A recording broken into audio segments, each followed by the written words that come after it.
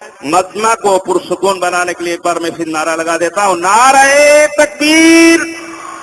زوردار نعرہ لگاؤ یار، زوردار تکبیر سننی ہے نا.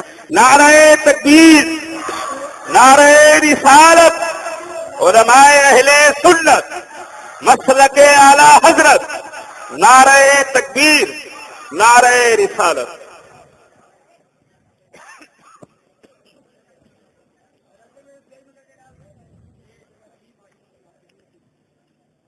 معزز علماء ملت اسلامیہ،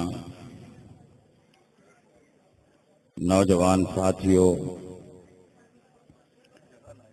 بزرگوں اور دوستوں، عزیز بچوں، السلام علیکم ورحمۃ اللہ وبرکاتہ.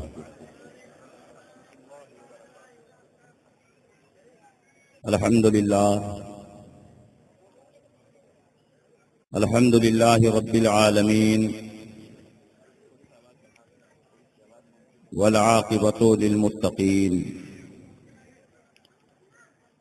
والصلاة والسلام على سید الانبیاء والمرسلین وعلى آلہ واصحابہ اجمعین، اما بعد، اعوذ باللہ من الشیطان الرجیم، بسم اللہ الرحمن الرحیم. قد جاءکم من اللہ نور وکتاب مبین. آمنت باللہ صدق اللہ مولانا العظیم وصدق رسولہ النبی الامین الحفیظ الکریم، ونحن على ذلك لمن الشاہدین والشاکرین والحمد للہ رب العالمین. کچھ کہنے اور سننے سے پیشتر آئیے ہم اور آپ مل جل کر انتہائی عقیدت و محبت کے ساتھ گنبد خضرا میں آرام فرمانے والے آقا و مولا، مدنی تاجدار، دونوں عالم کے مالک و مختار، سید ابرار و اخیار جناب احمد مجتبیٰ محمد مصطفیٰ صلی اللہ علیہ وسلم کی بارگاہ میں جھوم جھوم کر درود شریف کا نذرانہ عقیدت پیش کریں اور پڑھیں، اللہم صلی علی سیدنا و شفیعنا و حبیبنا و مولانا محمد وبارک وسلم صلاۃ و سلاما علیک یا رسول اللہ صلی اللہ تعالی علیہ وسلم. حضرات، مدرسہ رضویہ عید الاسلام کے زیر اہتمام ہونے والے اس عظیم الشان پروگرام میں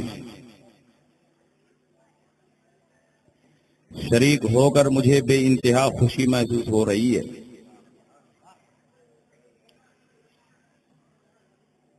مسلک اعلی حضرت کے سچے نقیب و ترجمان حضرت علامہ مولانا صوفی عبد الکریم صاحب زیدہ مجدہ کے ادارے کو 2 مرتبہ بنظر غیر دیکھنے کا موقع ملا. رمضان سے پہلے بخاری شریف کی پہلی حدیث پڑھا کر حضرت کے حکم اور اشارے پر مدرسہ رضویہ عید الاسلام کی طالبات کو بخاری شریف شروع کرا کر درس بخاری کا اہتمام کیا گیا. اس موقع پر بھی میں نے محسوس کیا کہ اس ادارے میں صرف تعلیم نہیں ہے بلکہ تربیت بھی ہے، اور تعلیم کے ساتھ تربیت بھی لازم اور ضروری ہے. الحمدللہ یہ ادارہ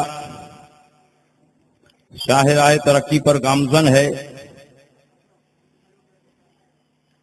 حضرت مولانا صوفی عبد الکریم کی مساعی جمیلہ کے نتیجے میں باصلاحیت معلمات کا قافلہ ان قریب یہاں سے نکلنے والا ہے اور انشاءاللہ ہندوستان کے مختلف حصوں میں پہنچ کر معلمات کا یہ قافلہ مسلک اعلی حضرت کی سچی ترجمانی کا فریضہ انجام دے گا. اور یہ ادارہ الحمدللہ بڑی تیزی کے ساتھ آگے بڑھا ہے اور تیزی کے ساتھ آگے بڑھتا رہے گا، کیونکہ جن دو بزرگوں کی طرف یہ ادارہ منسوب ہے ان کا فیضان کرم اس ادارے پر ہے، اس لیے دنیا کی کوئی طاقت اس کی ترقی میں حائل نہیں ہو سکتی ہے. آپ سے گزارش ہے کہ ادارے کا دل کھول کر تعاون کریں تاکہ آپ کی بچیاں زیور علم سے آراستہ ہو کر دین مصطفیٰ کی تبلیغ و اشاعت کا کام کر سکیں. میں نے جس آیت کریمہ کی تلاوت کی اس آیت پر تھوڑی دیر گفتگو کروں گا، چونکہ آج کا اجلاس دو عنوان سے معنون ہے: جشن ولادت اور امام احمد رضا. حضور کی پیدائش پر بھی تھوڑی سی گفتگو ہوگی اور امام احمد رضا کی ابقری شخصیت پر بھی بھرپور گفتگو ہوگی، اور ساتھ ہی ساتھ دشمنان اسلام کا بھرپور رد اور ابطال بھی ہوگا، تاکہ مسلک اعلی حضرت کی حقانیت کا سورج سر پر چڑھ کر چمکے اور پوری دنیا میں اس کا اجالا پھیل جائے. جس آیت کریمہ کی میں نے تلاوت کی، اللہ رب العزت فرماتا ہے: قد جاءکم من اللہ نور و کتاب مبین، تحقیق کی تمہارے پاس آ گیا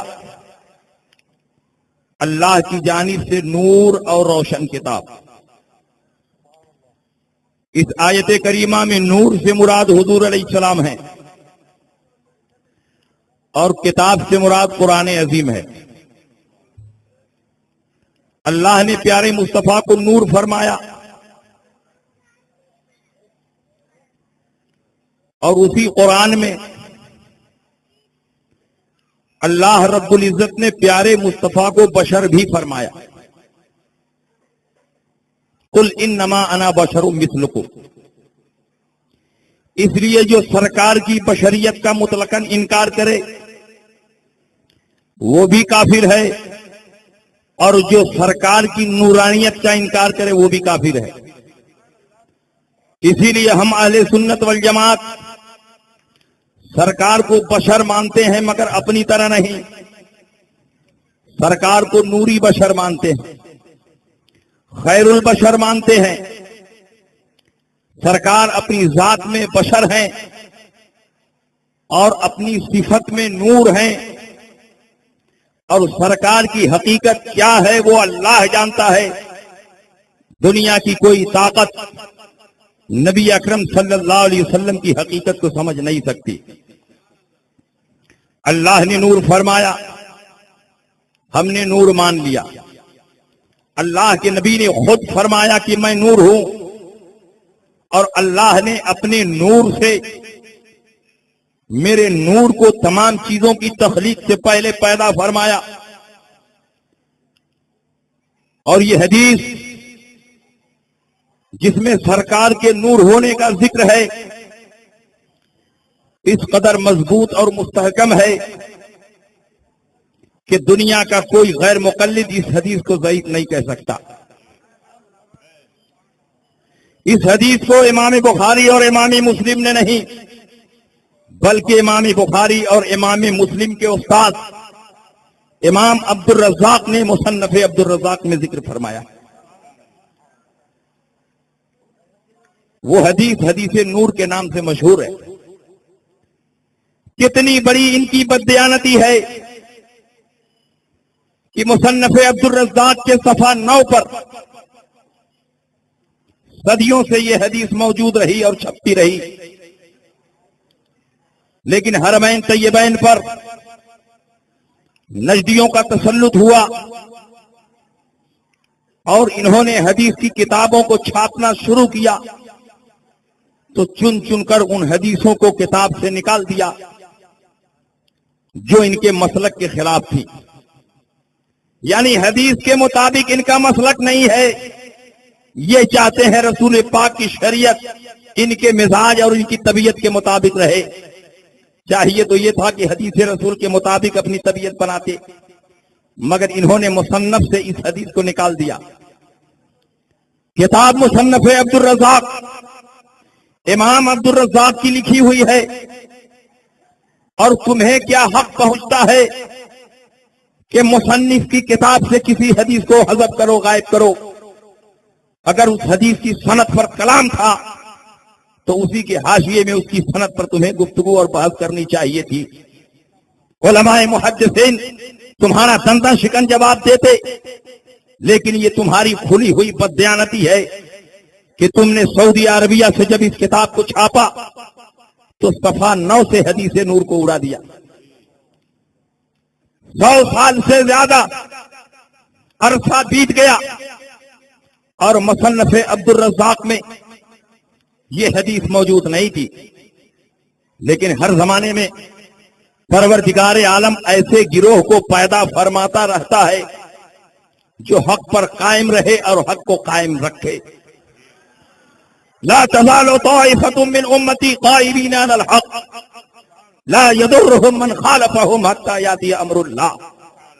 ہر زمانے میں پروردگار عالم ایک گروہ کو حق پر رکھے گا، حق پر قائم کرے گا، اور مخالفت کرنے والے ان کی مخالفت کریں گے، لیکن ان کی مخالفت کا کوئی اثر نہیں ہوگا یہاں تک کہ قیامت آ جائے گی. علماء اہل سنت کو اللہ رب العزت زندہ رکھے، تاجر قائم رکھے. انہوں نے اپنی جہد مسلسل اور سعی بلیغ سے افغانستان کی سرزمین سے کئی 100 سال کا ایک پرانا نسخہ حاصل کیا جس کے صفحہ 9 پر حدیث نور موجود تھی، اور دبئی کی سرزمین سے اس کتاب کو پورے آب و تاب کے ساتھ چھاپا اور سعودی عربیہ کے کونے کونے میں اسے پھیلا دیا. وہ حدیث کیا ہے؟ حضرت جابر ابن عبداللہ نے پوچھا، یا رسول اللہ، اللہ نے تمام چیزوں سے پہلے کس چیز کو پیدا فرمایا؟ تو اللہ کے نبی نے ارشاد فرمایا، یا جابر ان اللہ تعالی خلق قبل الاشیاء نور نبی کا من نورہ. اے جابر ابن عبداللہ، اللہ نے تمام چیزوں سے پہلے تیرے نبی کے نور کو اپنے نور سے پیدا فرمایا. سبحان اللہ. امام عبد الرزاق نے اپنی کتاب میں اس حدیث کو درج فرمایا، اور اسی کتاب پر اعتماد کر کے ہر زمانے میں محدثین اپنی اپنی کتابوں میں اس حدیث کو درج کرتے رہے.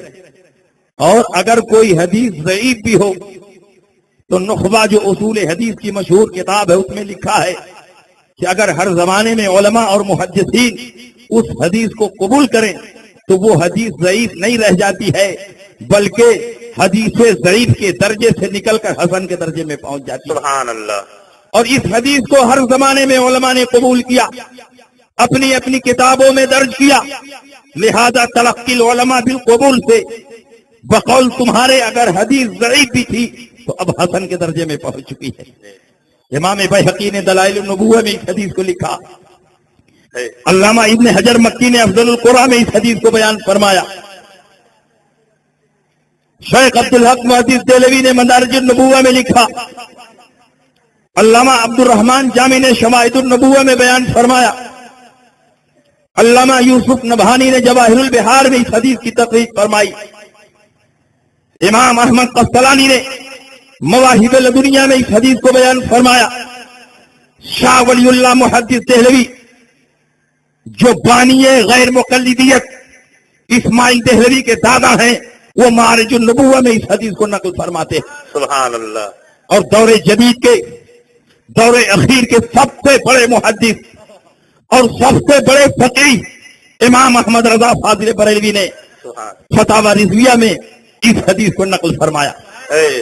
اتنے سارے محدثین جس حدیث کو ہر زمانے میں نقل فرماتے رہے، اپنی کتابوں میں درج کرتے رہے، اس پر اعتماد اور یقین کرتے رہے، اس کی روایت کرتے رہے، وہ حدیث ضعیف نہیں ہو سکتی. ہاں تمہارا مسلک ضعیف ہے, جی. تمہارا دماغ ضعیف ہے, تمہارا شعور ضعیف ہے.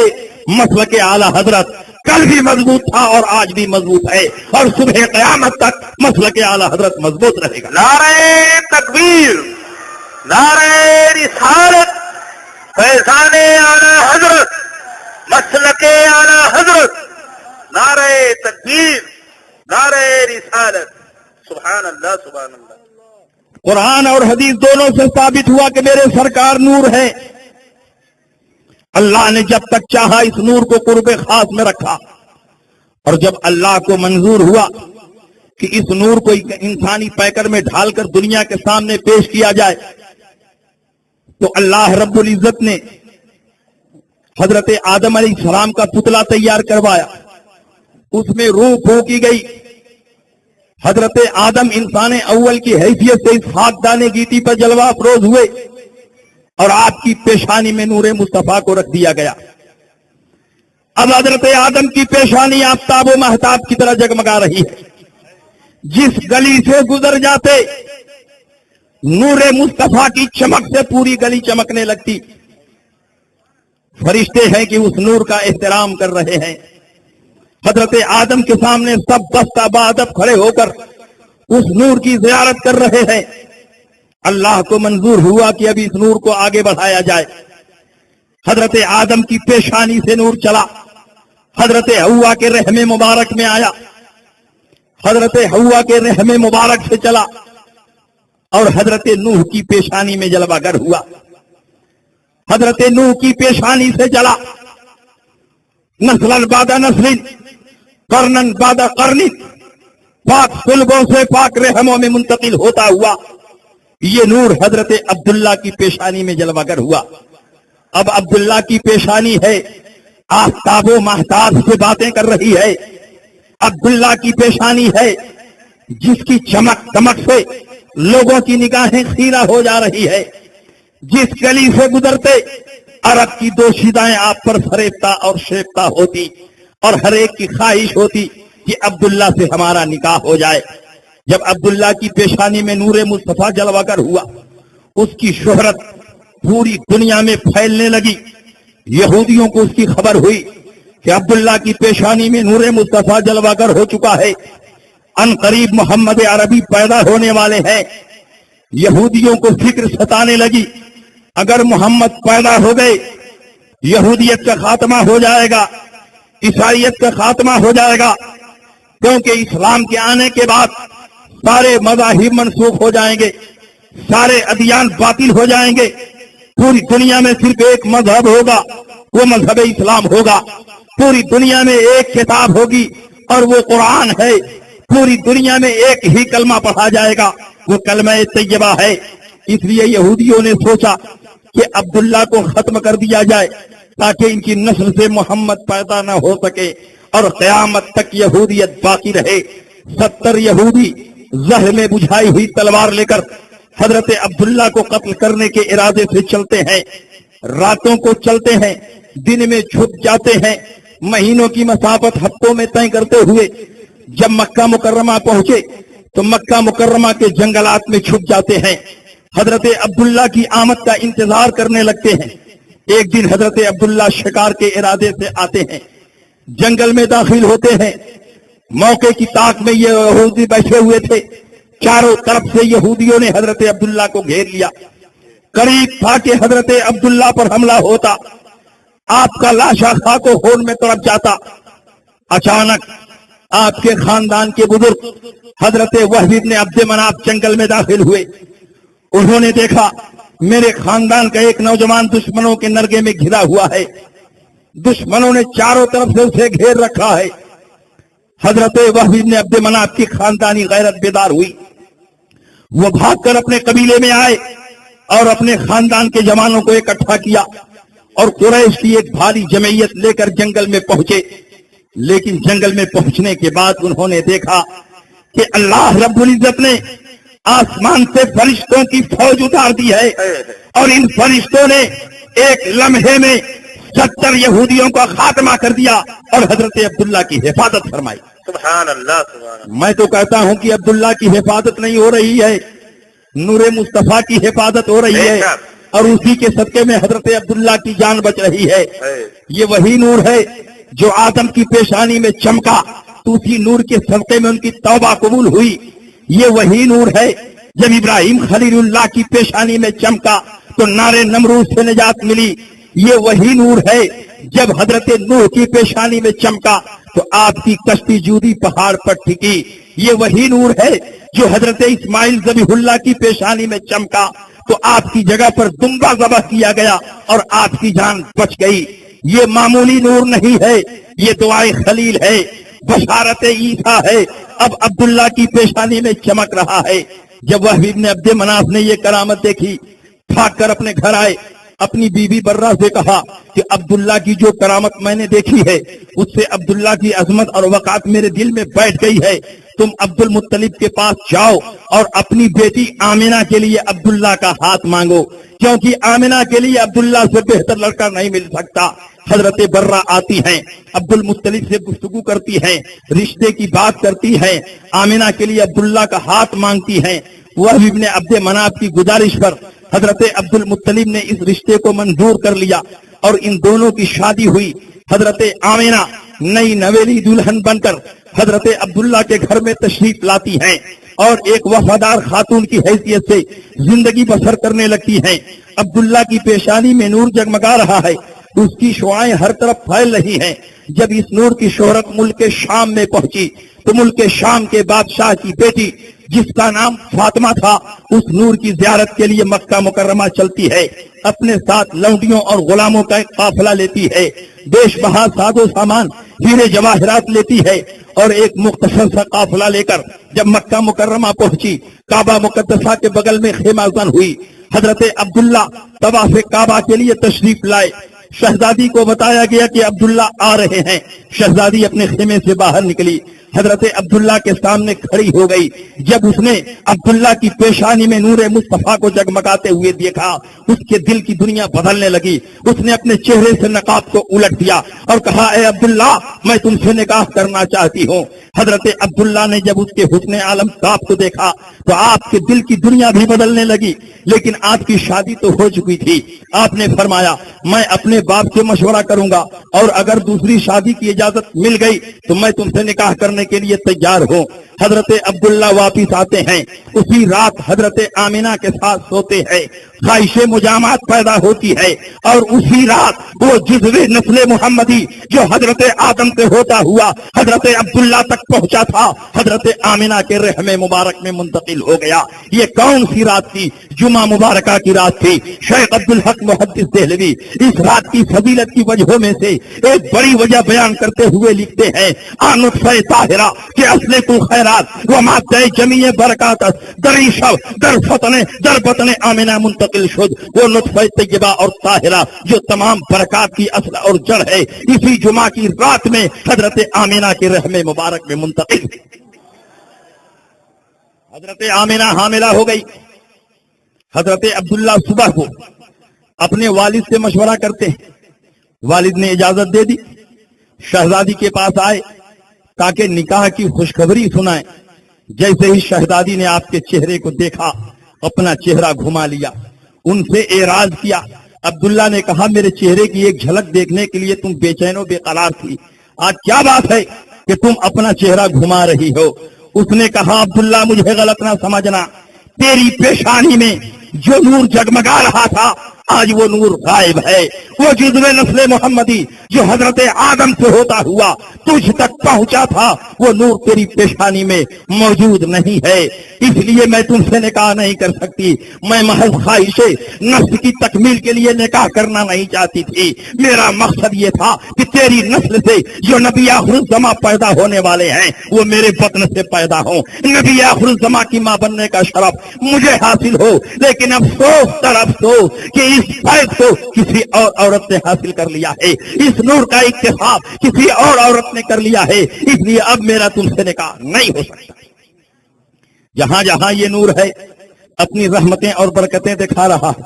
حمل کے زمانے میں عورتوں کو بڑی تکلیفیں ہوتی ہیں، بڑی پریشانیاں ہوتی ہیں، لیکن جو بچہ رحمت للعالمین بن کر آ رہا ہے وہ پوری دنیا کو راحت اور آرام میں دیکھنا چاہتا ہے، وہ اپنی ماں کو تکلیف کیسے دے سکتا ہے؟ آمنہ فرماتی ہیں کہ حضور علیہ السلام 9 ماہ تک میرے پیٹ میں رہے، کبھی مجھے تکلیف نہیں ہوئی، درد کا احساس نہیں ہوا، راتوں کو سوتی تھی تو مجھے خوشخبری سنائی جاتی تھی، مجھے بشارتیں دی جاتی تھی کہ محمد عربی تیرے پیٹ سے پیدا ہونے والے ہیں، نبی آخر الزماں آنے والے ہیں۔ 9 ماہ کی مدت بیت جاتی ہے، 12 ربیع الاول شریف کی وہ مقدس رات آتی ہے، رات آدھی سے زیادہ گزر چکی ہے، عبد المطلب طواف کعبہ میں مصروف ہیں، حضرت آمنہ اپنے حجرے میں اکیلی ہیں، حضرت عبداللہ کا حضور کی پیدائش سے 4 ماہ پہلے مدینہ منورہ میں انتقال ہو چکا ہے، وہیں پر مدفون ہیں۔ آمنہ فرماتی ہیں اچانک چھت کے راستے سے کوئی بھاری بھرکم چیز میرے حجرے میں داخل ہوئی، میں خوف زدہ ہو گئی، لیکن پھر میں نے دیکھا ایک سفید پرندہ آیا اور اس نے میرے اوپر اپنے پر کو مل دیا، سارا خوف ہرر ہو گیا، سارا خوف جاتا رہا۔ پھر میں نے دیکھا کہ سفید چیز مجھ کو پینے کے لیے دی گئی جو دودھ کے مشابہ تھی، مگر اس کی لذت شہد کے مشابہ تھی، میں پیاسی تھی، میں نے اٹھا کر پی لیا۔ پھر میں نے دیکھا کہ زمین سے آسمان تک ایک ریشمی پردہ آویزہ کیا گیا، جیسے ہی یہ پردہ آویزہ کیا گیا میرے نگاہوں کے سارے حجابات ہٹ گئے، سارے پردے ہٹ گئے، میں نے زمین کے مشرق کو دیکھا، زمین کے مغرب کو دیکھا، زمین کے شمال کو دیکھا، زمین کے جنوب کو دیکھا، میں نے دیکھا کائنات عالم میں 3 جھنڈا لہرا رہا ہے، ایک مشرق میں، ایک مغرب میں، ایک بام کعبہ پر لہرا رہا ہے۔ پھر غیب سے ندا آئی، اے آمنہ اب تو زمین پر سو جا، محمد عربی کی ولادت کا وقت آ رہا ہے۔ آپ فرماتی ہیں کہ میرے چھت کے راستے سے دراز قامت خوبصورت عورتیں جو عبد مناف کی بیٹیوں کے مشابہ تھی میرے حجرے میں داخل ہو گئیں اور فرماتی ہیں آمنہ لیٹ جا، ہم سب تمہاری مدد کے لیے یہاں حاضر ہوئی ہیں۔ حضرت آمنہ لیٹ جاتی ہیں، غیب سے ندا آتی ہے، ہوشیار ہو جاؤ، محمد عربی پیدا ہونے والے ہیں، فخر موجودات تشریف لانے والے ہیں، باعث تخلیق عالم تشریف لا رہے ہیں، اور اس شان و شوکت کے ساتھ حضور علیہ السلام کی ولادت باسعادت ہوتی ہے۔ سرکار جس رات پیدا ہوئے 10 ایسی علامتوں اور نشانیوں کو حضرت صفیہ نے دیکھا۔ آپ فرماتی ہیں حضرت صفیہ جو حضور علیہ السلام کی پھوپھی ہیں کہ 10 ایسی علامتوں اور نشانیوں کو میں نے دیکھا کہ کسی بچے کی پیدائش کے وقت ان علامتوں اور نشانیوں کو میں نے نہیں دیکھا۔ آپ فرماتی ہیں جس رات آمنہ کے پیٹ سے حضور پیدا ہوئے میں بھی وہاں پر حاضر تھی مدد کے لیے، 10 ایسی علامتوں اور نشانیوں کو دیکھا کہ کسی بچے کی پیدائش کے وقت ان علامتوں اور نشانیوں کو میں نے نہیں دیکھا۔ میں نے دیکھا جب سرکار پیدا ہوئے، پیدا ہوتے ہی سر کو سجدے میں رکھ دیا، رب حملی امتی کی صدائیں پڑھنے لگے، اور میں نے دیکھا حضور علیہ السلام کے جسم مبارک سے مشک و عنبر کی خوشبو پھوٹ رہی ہے اور تمام حاضرین کی مشام جاں معطر ہے۔ میں نے دیکھا سرکار کے چہرے سے نور کی شعاعیں پھوٹ رہی ہیں، پورا حجرہ بقعہ نور بنا ہوا ہے۔ میں نے چاہا یہ پانی لے کر آگے بڑھوں تاکہ حضور علیہ السلام کو نہلا دھلا کر پاک اور صاف کر دوں۔ جب پانی لے کر آگے بڑھی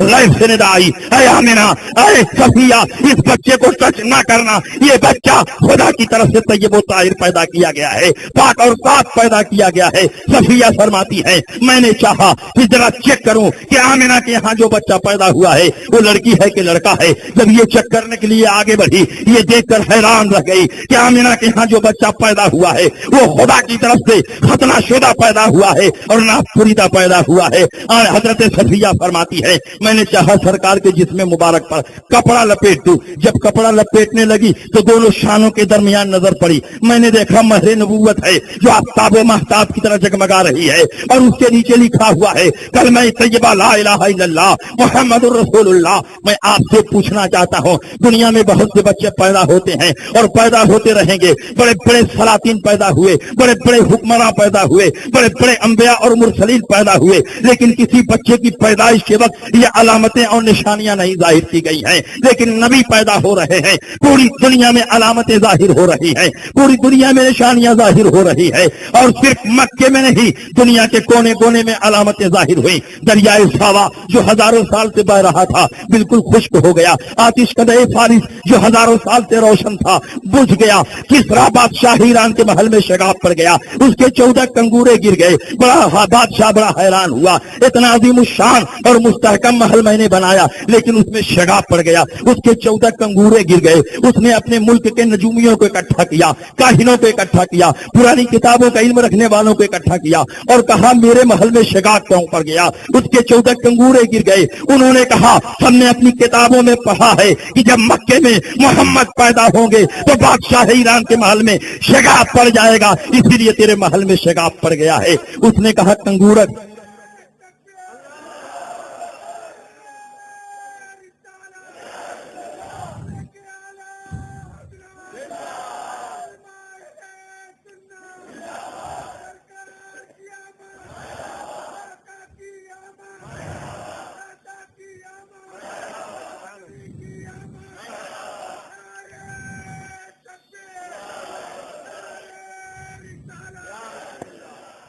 आप गौर करो,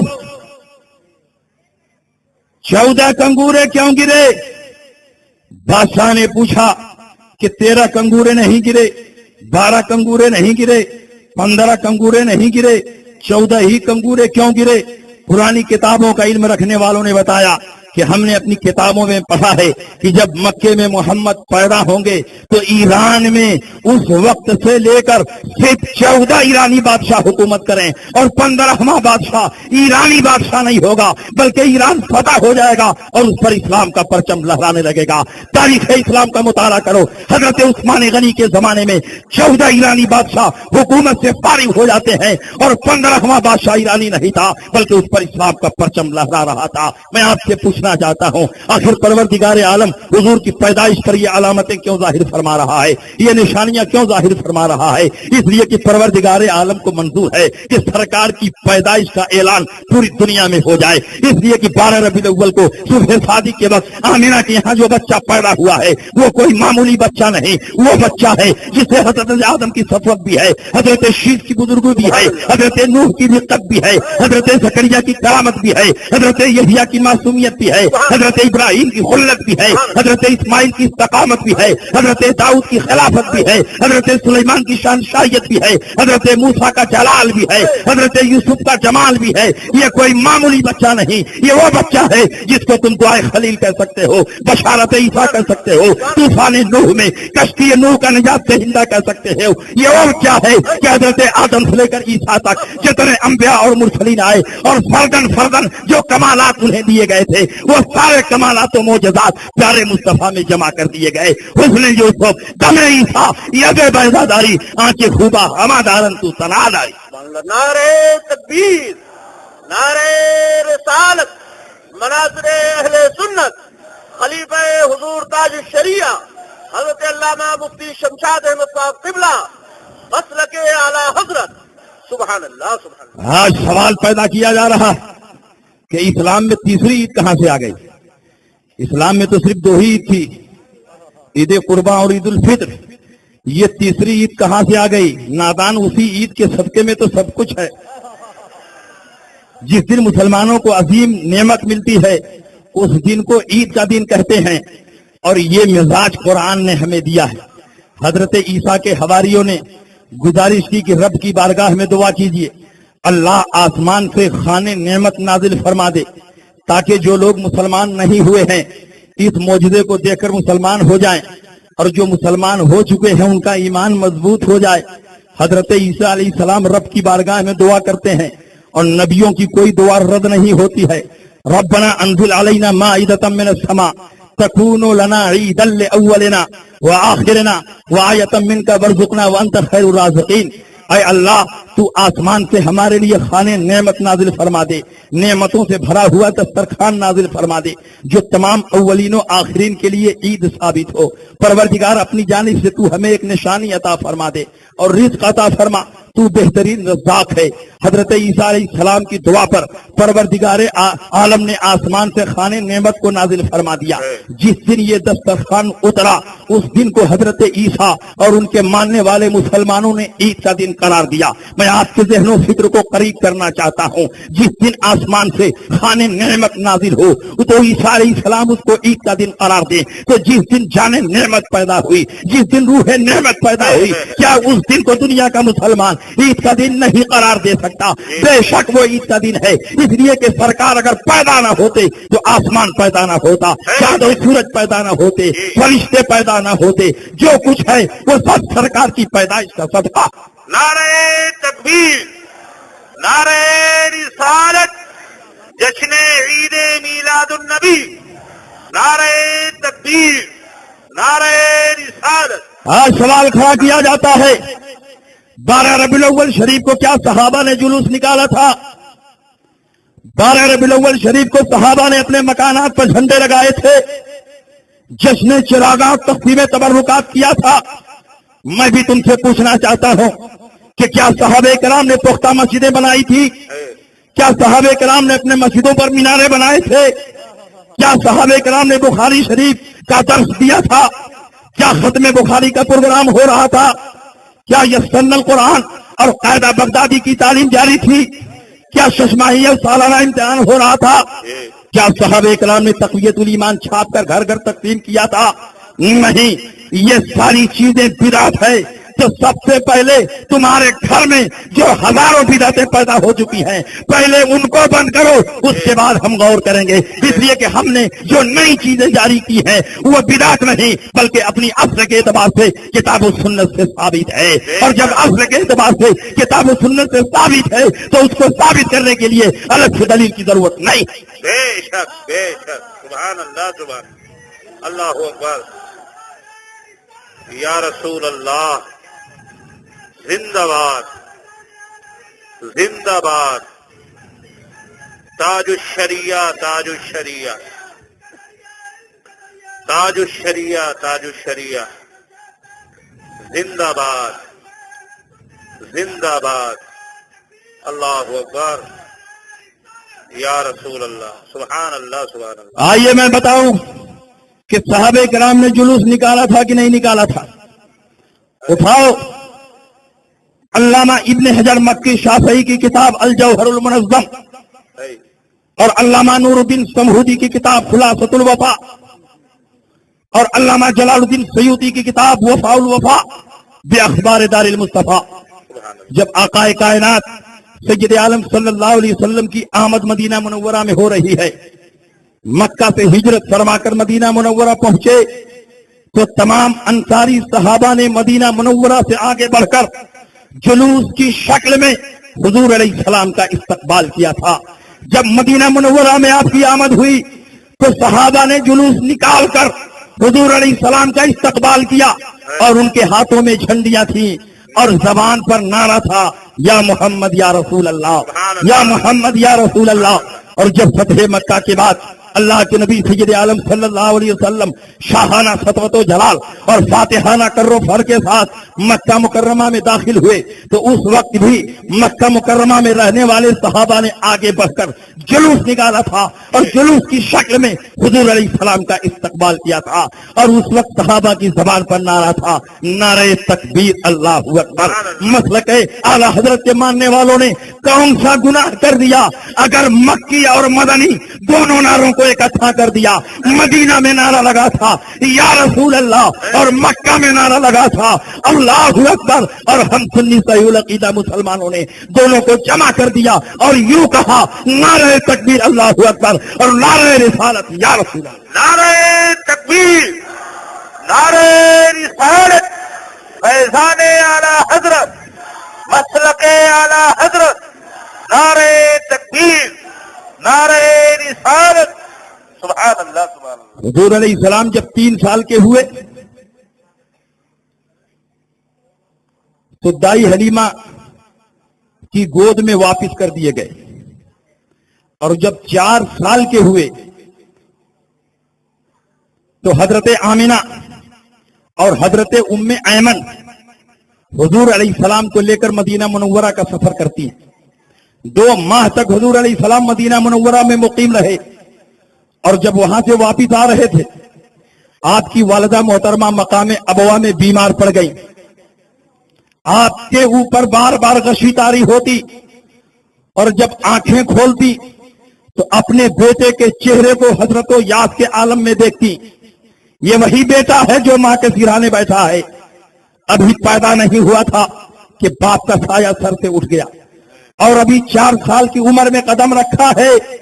वालिदा मोहतरमा जाकनी के आलम में है, बार बार गशी तारी हो रही है, बेहोशी तारी हो रही है اور جب ہوش میں آتی ہے تو آنکھوں سے آنسوؤں کے قطرات جاری ہے. پیارے مصطفیٰ ہیں جو ٹکٹکی باندھ کر ماں کے چہرے کو دیکھ رہے ہیں، اور اسی حضرت و یاس کے عالم میں حضرت آمنہ کی زبان مبارک سے جو اشعار نکلے تھے، وہ اشعار بھی حضرت آمنہ کے مومن اور موحد ہونے پر روشن دلیل ہے. آپ فرماتی ہیں بارک اللہ فیک من غلامی وان صح ما بصرت فی المنام فانت مبعوث الی الانام من عند ذی الجلال والاکرام. اے اللہ تو اس بچے میں برکت نازل فرما، جو کچھ میں نے دیکھا ہے اگر وہ سچ ہے اور ضرور سچ ہے تو یہ بچہ اللہ ذو الجلال والاکرام کی طرف سے پوری کائنات کے لیے نبی اور رسول کی حیثیت سے مبعوث ہونے والا ہے. میں غیر مقلدین سے پوچھنا چاہتا ہوں، تم اپنی کتابوں میں لکھتے ہو کہ نبی کے والدین کافر و مشرک تھے. میں تم سے پوچھنا چاہتا ہوں اگر مشرک ہوتے تو مرتے وقت لات کا نام لیتے، حبل کا نام لیتے، عزا کا نام لیتے، منات کا نام لیتے. لیکن آپ کی والدہ دنیا سے جا رہی ہے تو لات و حبل کا نام نہیں لے رہی ہے، اللہ کا نام لے رہی ہے، خدا ذو الجلال والاکرام کا نام لے رہی ہے. یہ اس بات کی دلیل ہے کہ نبی کی والدہ کافرہ اور مشرکہ نہیں تھی، مومنہ اور موحدہ تھی. جو لوگ نبی کی والدہ محترمہ کو کافرہ اور مشرکہ کہتے ہیں وہ حقیقت میں اپنی ماں کو نبی کی ماں پر قیاس کرتے ہیں. اور یہ مسئلہ ایسا محقق اور منقع ہے کہ اعلیٰ حضرت فاضل بریلوی نے اس موضوع پر ایک پوری کتاب ہی لکھ دی ہے، سبحان اللہ، شمول الاسلام لاصول الرسول الکرام. سبحان اللہ. اسی لیے تو نجدی اعلیٰ حضرت سے گھبراتے ہیں. جب اعلیٰ حضرت کی بارگاہ میں کوئی سوال ہوا تو دلائل و براہین کی روشنی میں اتنی مضبوط کتاب تصنیف فرما دی کہ قیامت تک دنیا کی باطل طاقتیں اس کے آگے سر پٹکتی رہے، لیکن اس کی ایک دلیل بھی ٹوٹ نہیں سکتی. اعلیٰ حضرت فاضل بریلوی نے صرف یہی نہیں ثابت فرمایا کہ آپ کے والدین مومن اور موحد تھے، یہ بھی ثابت فرمایا کہ حضرت آدم سے لے کر حضرت عبداللہ تک، حضرت حوا سے لے کر حضرت آمنہ تک جہاں جہاں پیارے مصطفیٰ کا نور رکھا گیا سب کے سب پاک اور صاف تھے، سب کے سب تابع ایمان تابع توحید تھے.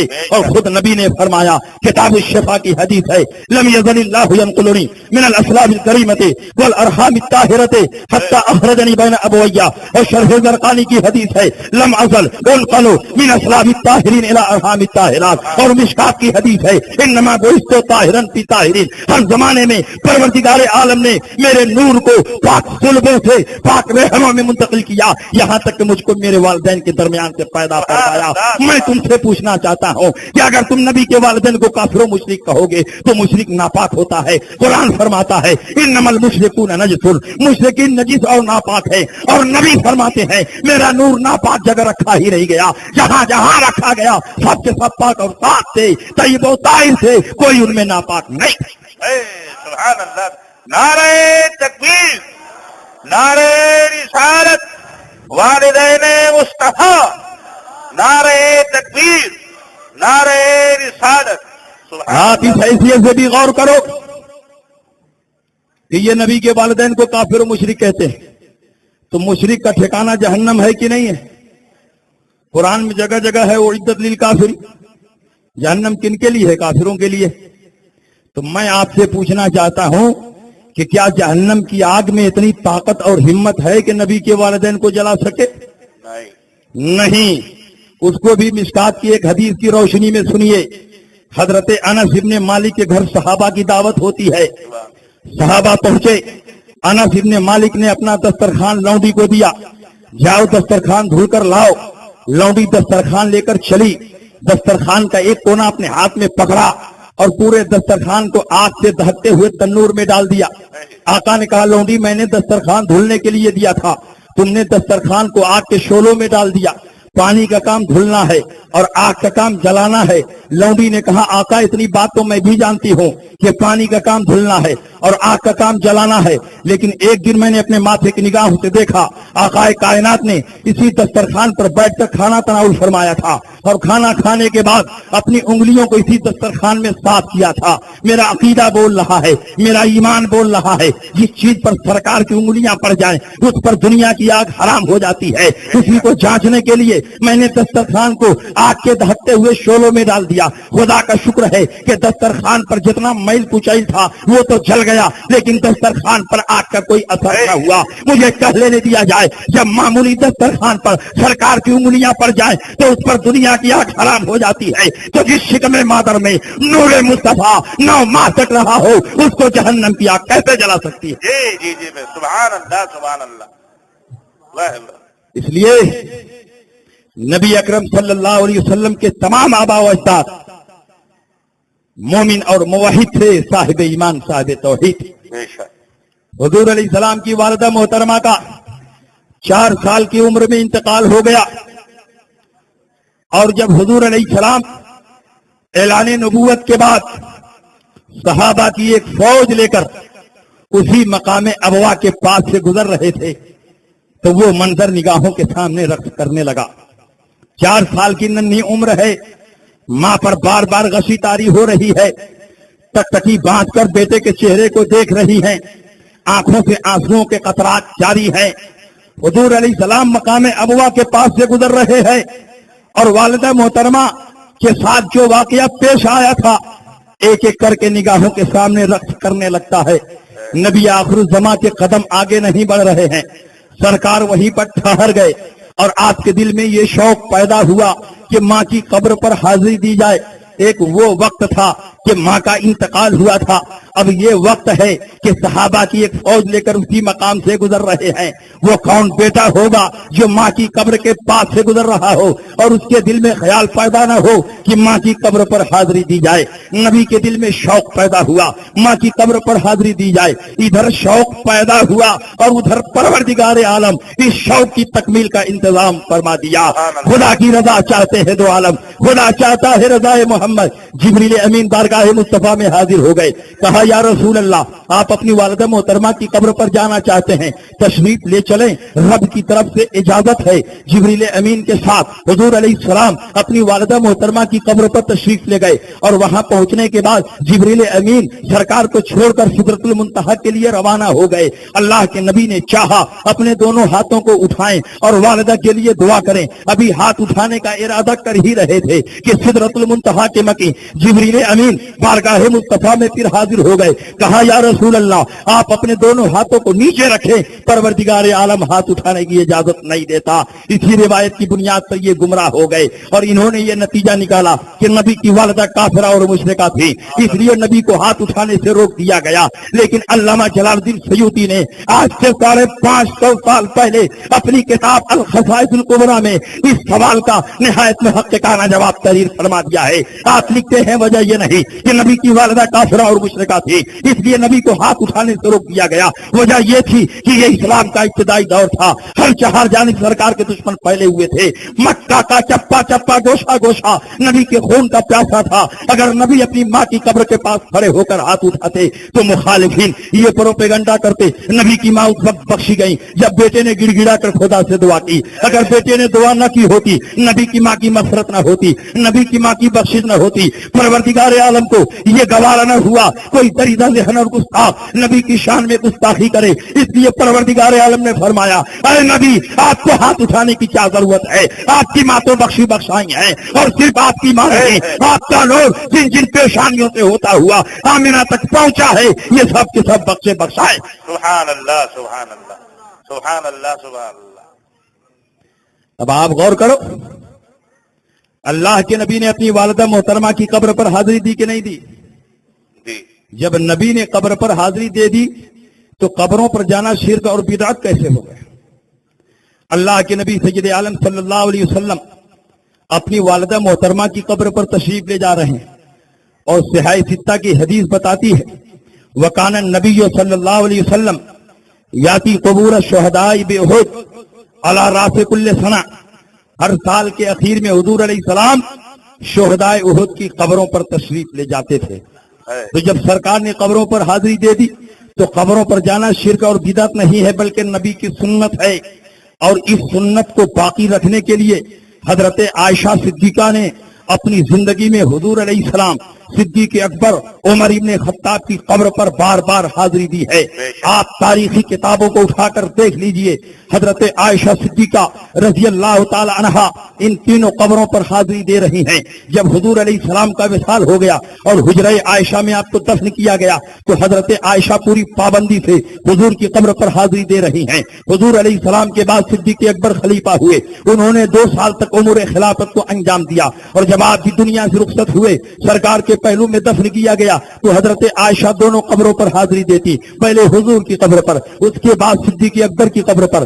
صدیق اکبر کے بعد عمر ابن خطاب خلیفہ ہوئے اور تقریباً 8-10 سال تک شاہانہ سطوت و جلال اور فاتحانہ کر و فر کے ساتھ امور خلافت کو انجام دیا. اور جب آپ کی دنیا سے رخصت ہوئے سرکار کے پہلو میں دفن کیا گیا تو اب حضرت عائشہ تینوں قبروں پر حاضری دیتی، پہلے حضور کی قبر پر، اس کے بعد صدیق اکبر کی قبر پر، اس کے بعد عمر ابن خطاب کی قبر پر. لیکن جب سے عمر کی قبر بنی ہے حضرت عائشہ آتی ہیں، چہرے پر نقاب ڈال کے آتی ہیں، پورے جسم کو چادر سے چھپا کر آتی ہیں. صحابہ نے پوچھا ام المومنین اس کی وجہ کیا ہے؟ پہلے حضور کی قبر بنی، آپ آتی رہیں، آپ کے چہرے پر نقاب نہیں آیا. اس کے بعد صدیق اکبر کی قبر بنی، آپ آتی رہیں، آپ کے چہرے پر نقاب نہیں آیا. لیکن جب سے عمر ابن خطاب کی قبر بنی ہے اب آپ آتی ہیں، آپ کے چہرے پر نقاب کیوں ہوتا ہے؟ پورے جسم کو چادر سے چھپا کر کیوں آتی ہیں؟ حضرت عائشہ کا جواب سنو اور مسلک اعلیٰ حضرت کی حقانیت کو اپنے ماتھے کی نگاہوں سے دیکھو. حضرت عائشہ فرماتی ہیں سب سے پہلے حضور کی قبر بنی، حضور میرے شوہر ہے، اپنے شوہر سے کوئی پردہ نہیں ہوتا. اس کے بعد صدیق اکبر کی قبر بنی، صدیق اکبر میرے باپ ہیں اور اپنے باپ سے بھی کوئی پردہ نہیں ہوتا. لیکن جب سے عمر ابن خطاب کی قبر بنی ہے میں آتی ہوں تو عمر جیسے غیر محرم سے شرم کرتی ہوں. نعرہ رسالت، مسلک اعلی حضرت، نعرہ تکبیر. حضرت عائشہ فرماتی ہیں کہ جب سے عمر کی قبر بنی ہے اب میں آتی ہوں تو چہرے پر نقاب ڈال کے آتی ہوں. حیا من عمر، عمر سے حیا کرنے کی وجہ سے، عمر سے شرمانے کی وجہ سے. عورتیں مردوں سے کب شرماتی ہیں؟ جب ان کو یہ احساس ہو کہ مرد ان کو دیکھ رہا ہے. یہ روایت 1-2 کتابوں میں نہیں 4 مستند کتابوں میں موجود ہے، مشکات شریف میں، مستدرک الحاکم میں، مسند امام احمد ابن حنبل میں، اور علامہ جلال الدین سیوطی کی کتاب شرح الصدور بشرح حال الموتى والقبور میں. یہ وہابی بھی ان کتابوں کو پڑھتے ہیں پڑھاتے ہیں، ہم بھی ان کتابوں کو پڑھتے ہیں پڑھاتے ہیں. حضرت عائشہ فرماتی ہیں فلما دفن عمر فما دخلت الا وانا مشدودۃ علی ثيابي حياء من عمر. جب سے عمر دفن کیے گئے ہیں میں آتی نہیں ہوں مگر چہرے پر نقاب ڈال کے آتی ہوں، پورے جسم کو چھپا کر آتی ہوں. حیاء من عمر، عمر سے حیا کرنے کی وجہ سے، عمر سے شرمانے کی وجہ سے. عورتیں کم مردوں سے شرماتی ہیں جب ان کو یہ احساس ہو کہ مرد ان کو دیکھ رہا ہے. گویا حضرت عائشہ صدیقہ نے اپنے اس عمل سے دنیا کے مسلمانوں کو بتا دیا کہ عمر اپنی قبر میں زندہ ہے اور آنے والوں کو دیکھ رہے ہیں، اسی لیے اپنے چہرے پر نقاب ڈال کے آ رہی ہے. جب نبی کا غلام عمر اپنی قبر میں زندہ ہے تو نبی کی زندگی پر مناظرہ کیوں ہو رہا ہے؟ نبی کی زندگی پر مباحثہ کیوں ہو رہا ہے؟ یہی عقیدہ اعلیٰ حضرت نے دنیا کے سامنے پیش کیا. تو زندہ ہے واللہ، تو زندہ ہے واللہ، میری چشم عالم سے چھپ جانے والا. نعرہ تکبیر، نعرہ رسالت، حیات مصطفیٰ، نعرہ تکبیر، نعرہ رسالت. سبحان اللہ سبحان اللہ. آپ غور کرو، مسلک اعلیٰ حضرت کی حقانیت آپ کے نگاہوں کے سامنے آ رہی ہے. فتح القدیر میں امام ابن الحمام بہت ساری حدیثیں نقل کرتے ہیں، اس میں سے ایک حدیث یہ بھی ہے من مر علی المقابر وقرأ قل هو اللہ احد 11 مرة ثم وهب اجرها للاموات اوتی من الاجر بعدد الاموات. جو کسی قبرستان سے گزرے اور 11 مرتبہ قل هو اللہ شریف پڑھ کر اس کا ثواب مردوں کو پہنچائے تو اس قبرستان میں جتنے مردے لیٹے ہیں ان کی تعداد کے برابر اس کو ثواب دیا جائے گا. اگر قبروں میں جانا ناجائز و حرام ہوتا تو کیوں یہ فضیلت حاصل ہوتی؟ اور نبی کی قبر کی بات تو چھوڑو، بزرگوں کی قبر کی بات چھوڑو، اپنے والدین کی قبر کی زیارت کی نیت سے جو ہر جمعہ کو حاضری دے گا، نبی فرماتے ہیں اس کے گناہ معاف ہو جائیں گے۔ اللہ کے نبی نے ارشاد فرمایا، من زار قبر والدیہ او احدہما فی کل جمعۃ غفر لہ وکتب برا، جو اپنے والدین کی قبر کی زیارت کو جائے ہر جمعہ کو، دونوں مر گئے ہیں تو دونوں کی قبر پر جائے، اور ایک مرے ہوں تو ایک کی قبر پر جائے، اگر ہر جمعہ کو جائے گا تو جو کچھ گناہ ہوا ہے وہ سب معاف کر دیا جائے گا اور اس کو نیکوکار لکھا جائے گا۔ یہ نہیں کہ قبر پر جانے کی وجہ سے اس کو قبر پوجوا لکھا جائے گا، قبر پر جانے کی وجہ سے اس کو فاسق اور گنہگار لکھا جائے گا، بلکہ اس کو نیکوکار لکھا جائے گا، اس کے گناہ معاف ہو جائیں گے۔ جب والدین کی قبر پر حاضری دینے کی یہ فضیلت ہے تو جن کے صدقے میں یہ دنیا بنی ہے، جب ان کی قبر پر حاضری دی جائے گی تو کتنی فضیلت حاصل ہو۔ نعرہ تکبیر، نعرہ رسالت، مسلک اعلی حضرت، فیضان اعلی حضرت، نعرہ تکبیر، نعرہ رسالت، سبحان اللہ سبحان۔ اور میں تو کہتا ہوں نبی کی نظر میں زیارت قبور کی اتنی اہمیت ہے کہ آپ لوگوں میں سے بہت سارے لوگ حج کرنے گئے ہوں گے، لیکن کسی کو اس بات کا یقین نہیں کہ اس کا حج مقبول ہوا اور وہ بخش دیا گیا۔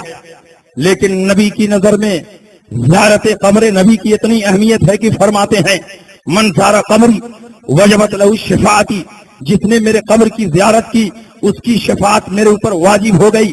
آپ بتاؤ، آپ نے طواف کعبہ کیا، شفاعت کی گارنٹی نہیں ملی، وقوف عرفہ کیا، شفاعت کی گارنٹی نہیں ملی، رمی جمرات کیا، شفاعت کی گارنٹی نہیں ملی، منتظم سے نپٹ کر دعائیں مانگی، شفاعت کی گارنٹی نہیں ملی۔ اگر شفاعت کی ضمانت دی جا رہی ہے تو نبی کی قبر کی زیارت کی کرنے والوں کو دی جا رہی ہے، نبی کی قبر کی زیارت کرنے والوں کو دی جا رہی ہے۔ میں تم سے پوچھنا چاہتا ہوں کہ بتاؤ، نبی اپنی قبر پر بلا رہے ہیں کہ بھگا رہے ہیں؟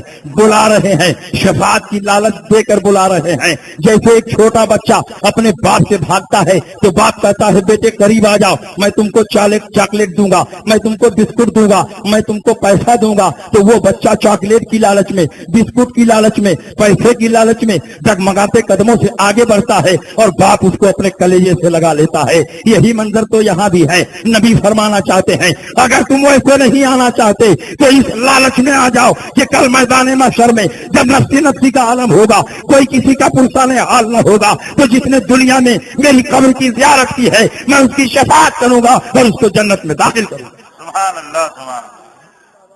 تو نبی تو قبر پر بلا رہے ہیں اور یہ وہابی قبروں سے بھگا رہے ہیں۔ قبروں پر بلانے والی کئی درجن حدیثیں ہیں، لیکن قبروں سے بھگانے کی کوئی حدیث ہے؟ بار بار کے مطالبے کے باوجود بھی آج تک کوئی حدیث پیش نہ کر سکے۔ اور ایک صاحب نے بڑی ہمت کی تو کہا ہاں حدیث ہے۔ میں نے کہا دیر مت کیجئے، اس حدیث کو پڑھ دیجئے۔ انہوں نے وہ حدیث پڑھ کر سنائی۔ اللہ کے نبی ارشاد فرماتے ہیں، کنت نہیتکم عن زیارت القبور، میں نے تم کو زیارت قبور سے منع کیا تھا۔ میں نے کہا گدھے، آگے کے حصے کو پڑھ جس میں سرکار اجازت بھی دے رہے ہیں۔ یہ تو یہود و نصارہ کا طریقہ ہے کہ آدھی بات کو بتائی جائے اور آدھی بات کو چھپا لیا جائے۔ اگر آدھی حدیث پیش کرو گے اور آدھی حدیث چھپا لو گے تو کنفیوژن پیدا ہوگا، اور پوری حدیث پڑھ کر سنا دو گے تو کنفیوژن نہیں پیدا ہوگا۔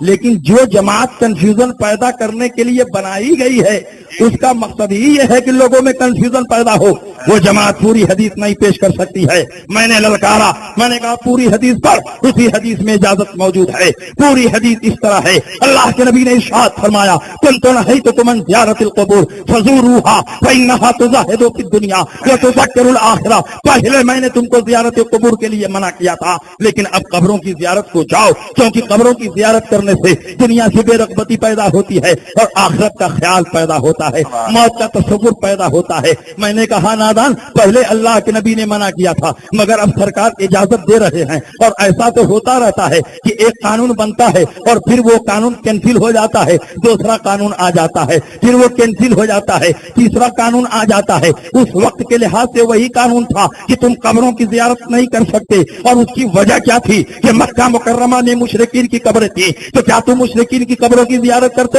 اللہ نے قرآن میں فرمایا وَلَا تُصَلِّ عَلَىٰ أَحَدٍ مِّنْهُم مَّاتَ أَبَدًا وَلَا تَقُمْ عَلَىٰ قَبْرِهِ، مشرکین میں سے کوئی مر جائے تو اس کی قبر کی زیارت نہ کرو، اس کے جنازے میں شرکت نہ کرو۔ اس آیت کا مفہوم مخالف یہ ہے کہ اگر مومنین میں سے کوئی مر جائے تو قبر پر حاضری بھی دو اور جنازہ بھی پڑھو۔ اللہ کے نبی نے مشرکین کی قبروں پر جانے سے منع کیا تھا، تو کیوں کوئی مسلمان مشرکین کی قبروں پر جائے گا؟ اللہ کے نبی نے اس وقت منع کیا تھا، لیکن جب صحابہ کی قبریں بننے لگی، جنگ بدر ہوئی، جنگ احد ہوئی، جنگ خندق ہوئی اور اس کے علاوہ جنگیں ہوئی اور صحابہ شہید ہونے لگے، قطار در قطار ان کی قبریں بننے لگی، تو اللہ کے نبی نے اب پرانے آرڈر کو کینسل کر دیا اور نیا آرڈر جاری فرمایا۔ اسی کو اللہ کے نبی فرماتے ہیں کل تو نہیں تو کمن زیارت القبور، پہلے میں نے تم کو زیارت قبور سے منع کیا تھا، فزوروہا، اب قبروں کی زیارت کو جاؤ، کیونکہ دنیا کی بے رغبتی پیدا ہوتی ہے اور آخرت کا خیال پیدا ہوتا ہے۔ سبحان اللہ سبحان اللہ، اللہ یا رسول اللہ، زندہ باد زندہ باد زندہ باد، اللہ اکبر، یا رسول اللہ۔ آدھی حدیث جب بھی پیش کی جائے گی کنفیوژن پیدا ہوگا، اور میں تو کہتا ہوں حدیث ہی کی کیا تخصیص ہے؟ اگر قرآن کی پوری آیت نہ پڑھو، آدھی آیت پڑھو تو یہاں بھی کنفیوژن پیدا ہو سکتا ہے۔ جی مثال کے طور پر قرآن میں ہے لا تقربوا الصلاۃ، نماز کے قریب نہ جاؤ، تو اگر کوئی مولوی تقریر کرتے ہوئے بس اتنا ہی حصہ پڑھے لا تقربوا الصلاۃ، نماز کے قریب نہ جاؤ، تو لوگ کہیں گے یہ کیسا مولوی آ گیا ہے جو نماز سے روک رہا ہے؟ قرآن نے نماز کا حکم دیا، صحابہ نے نماز کا حکم دیا، تابعین نے نماز کا حکم دیا، اور یہ مولوی کہتا ہے نماز کے قریب نہ جاؤ۔ میں کہتا ہوں یہ کنفیوژن کیوں پیدا ہوا؟ اس لیے کہ آدھے حصے کو پیش کیا گیا اور آدھے حصے کو چھپا لیا گیا۔ اگر پوری آیت پڑھی جائے گی تو کنفیوژن ختم ہو جائے گا۔ لا تقربوا الصلاۃ وانتم سکارا، شراب کے نشے میں رہو تو نماز کے قریب نہ جاؤ۔ کیا منہ میں نجاست لے کر اللہ کو یاد کرو گے؟ کیا ناپاکی کی حالت میں نماز پڑھو گے؟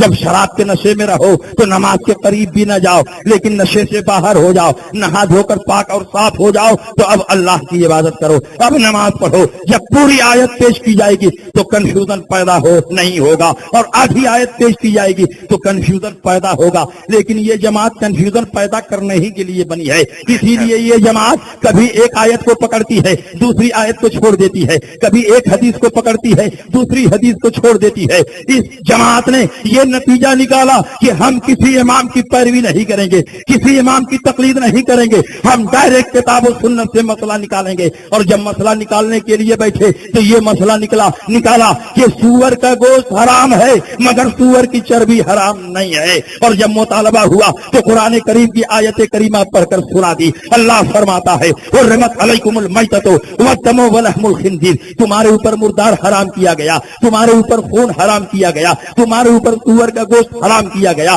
اللہ نے اس آیت میں سور کے گوشت کو حرام کیا ہے، چربی کو کہاں حرام کیا ہے؟ اس لیے سور کا گوشت حرام رہے گا اور چربی حلال رہے گا۔ میں کہتا ہوں کہ تم نے اپنے حساب سے ٹھیک ہی مسئلہ نکالا، تمہارے لیے چربی حلال رہے گی، اس لیے کہ اسی قرآن میں اللہ نے یہ بھی فرمایا الخبیثات للخبیثین والخبیثون للخبیثات والطیبات للطیبین والطیبون للطیبات۔ خبیث اور ناپاک چیزیں ناپاکوں کے لیے ہے، اور طیب و طاہر اور پاک چیزیں پاکوں کے لیے ہیں۔ ہم طیب و طاہر ہے، پاک ہے، تو ہمارے لیے شب برات کا حلوہ ہے اور 11ویں کا کھچڑا ہے، اور تم نجس اور ناپاک ہو تو تمہارے لیے سور کی چربی ہے۔ ایک آیت کو سمجھنے کے لیے دوسری آیت کو سہارا بنانا پڑے گا، ایک حدیث کو سمجھنے کے لیے دوسری حدیث کو وسیلہ بنانا پڑے گا۔ ایک حدیث کو پکڑو اور دوسری حدیث کو چھوڑ دو، صحیح معنوں میں حدیث پر عمل نہیں ہو سکتا۔ ایک آیت کو پکڑو اور اسی مسئلے سے متعلق دوسری آیت کو چھوڑ دو، صحیح معنوں میں تم آیت کے مفہوم کو نہیں سمجھ پاؤ گے۔ اسی لیے ہمارے فقہا نے تمام آیتوں اور حدیثوں کو جمع کر کے مسائل کا استنباط اور استخراج کیا ہے۔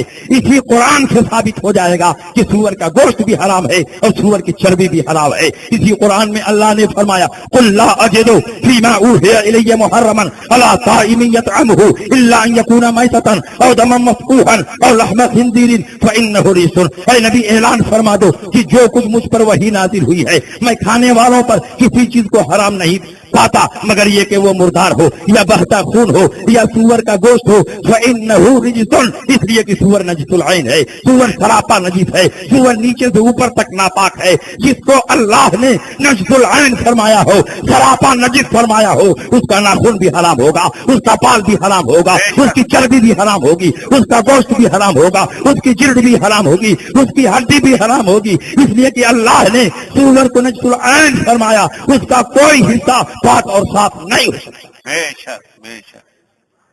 اس لیے یہ کنفیوژن پیدا کر رہے ہیں، قرآن تو سمجھ نہیں پاتے، حدیث تو سمجھ نہیں پاتے، لیکن دعویٰ یہ ہے کہ ہم ڈائریکٹ قرآن اور حدیث سے مسئلہ نکالیں گے۔ بڑے بڑے صحابہ قرآن اور حدیث سے مسئلہ نہ نکال سکے تو تمہاری کیا اوقات ہے کہ تم قرآن اور حدیث سے مسئلہ نکال پاؤ؟ اور بڑے بڑے صحابہ کو حضور علیہ السلام نے تنبیہ فرمائی کہ جب تم کو مسئلہ سمجھ میں نہیں آ رہا تھا تو ڈائریکٹ قرآن اور حدیث پر عمل کرنے کی کیا ضرورت تھی؟ کیوں نہیں مجھ سے تم نے مسئلہ پوچھ لیا؟ یہ اس بات کی دلیل ہے کہ ہر آدمی میں اتنی صلاحیت نہیں ہے کہ ڈائریکٹ قرآن اور حدیث سے مسئلہ نکال سکے۔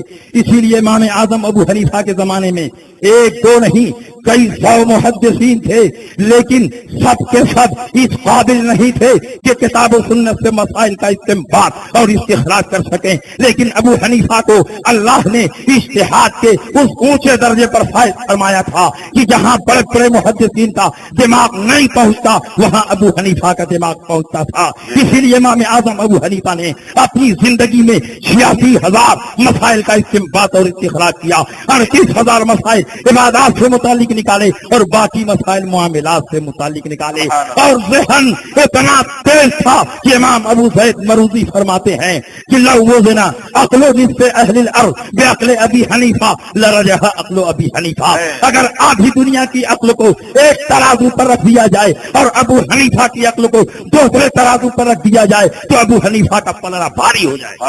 سبحان اللہ سبحان اللہ۔ یہ ابو حنیفہ کی شان۔ بڑے بڑے محدثین حیران ہو جاتے اور ابو حنیفہ اس مسئلے کو حل کر دیتے۔ امام اعظم کے استاد ہیں امام سلیمان عامش، جن کی خدمت میں رہ کر امام اعظم ابو حنیفہ نے علم حدیث پڑھا ہے۔ حضرت امام سلیمان عامش کی زوجہ محترمہ کچھ دماغ کی موٹی تھی، مزاج میں تندی تھی، اور جب حضرت امام سلیمان عامش ذکر و فکر میں مبتلا ہوتے، مسائل کی تحقیق میں مبتلا ہوتے، تو اچانک ان کی زوجہ محترمہ حائل ہو جاتی، اور جیسا کہ عام عورتوں کی عادت ہے وہ بھی فرماتی گھر میں فلاں چیز ختم ہو گئی ہے، فلاں سامان ختم ہو گیا ہے، پہلے جائیے اب بازار سے لے آئیے۔ جب کوئی عالم اور محقق کسی مسئلے کی تحقیق میں ڈوبا ہوا ہو اور اچانک کوئی حائل ہو جائے تو اس کو غصہ آئے گا۔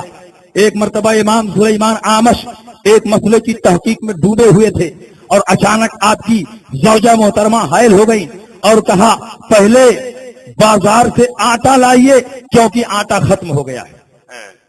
آپ کو بڑا جلال آیا اور آپ نے فرمایا اگر آئندہ تم نے یہ کہا کہ آٹا ختم ہو گیا ہے یا کسی سے خبر بھجوایا تو تجھے 3 طلاق۔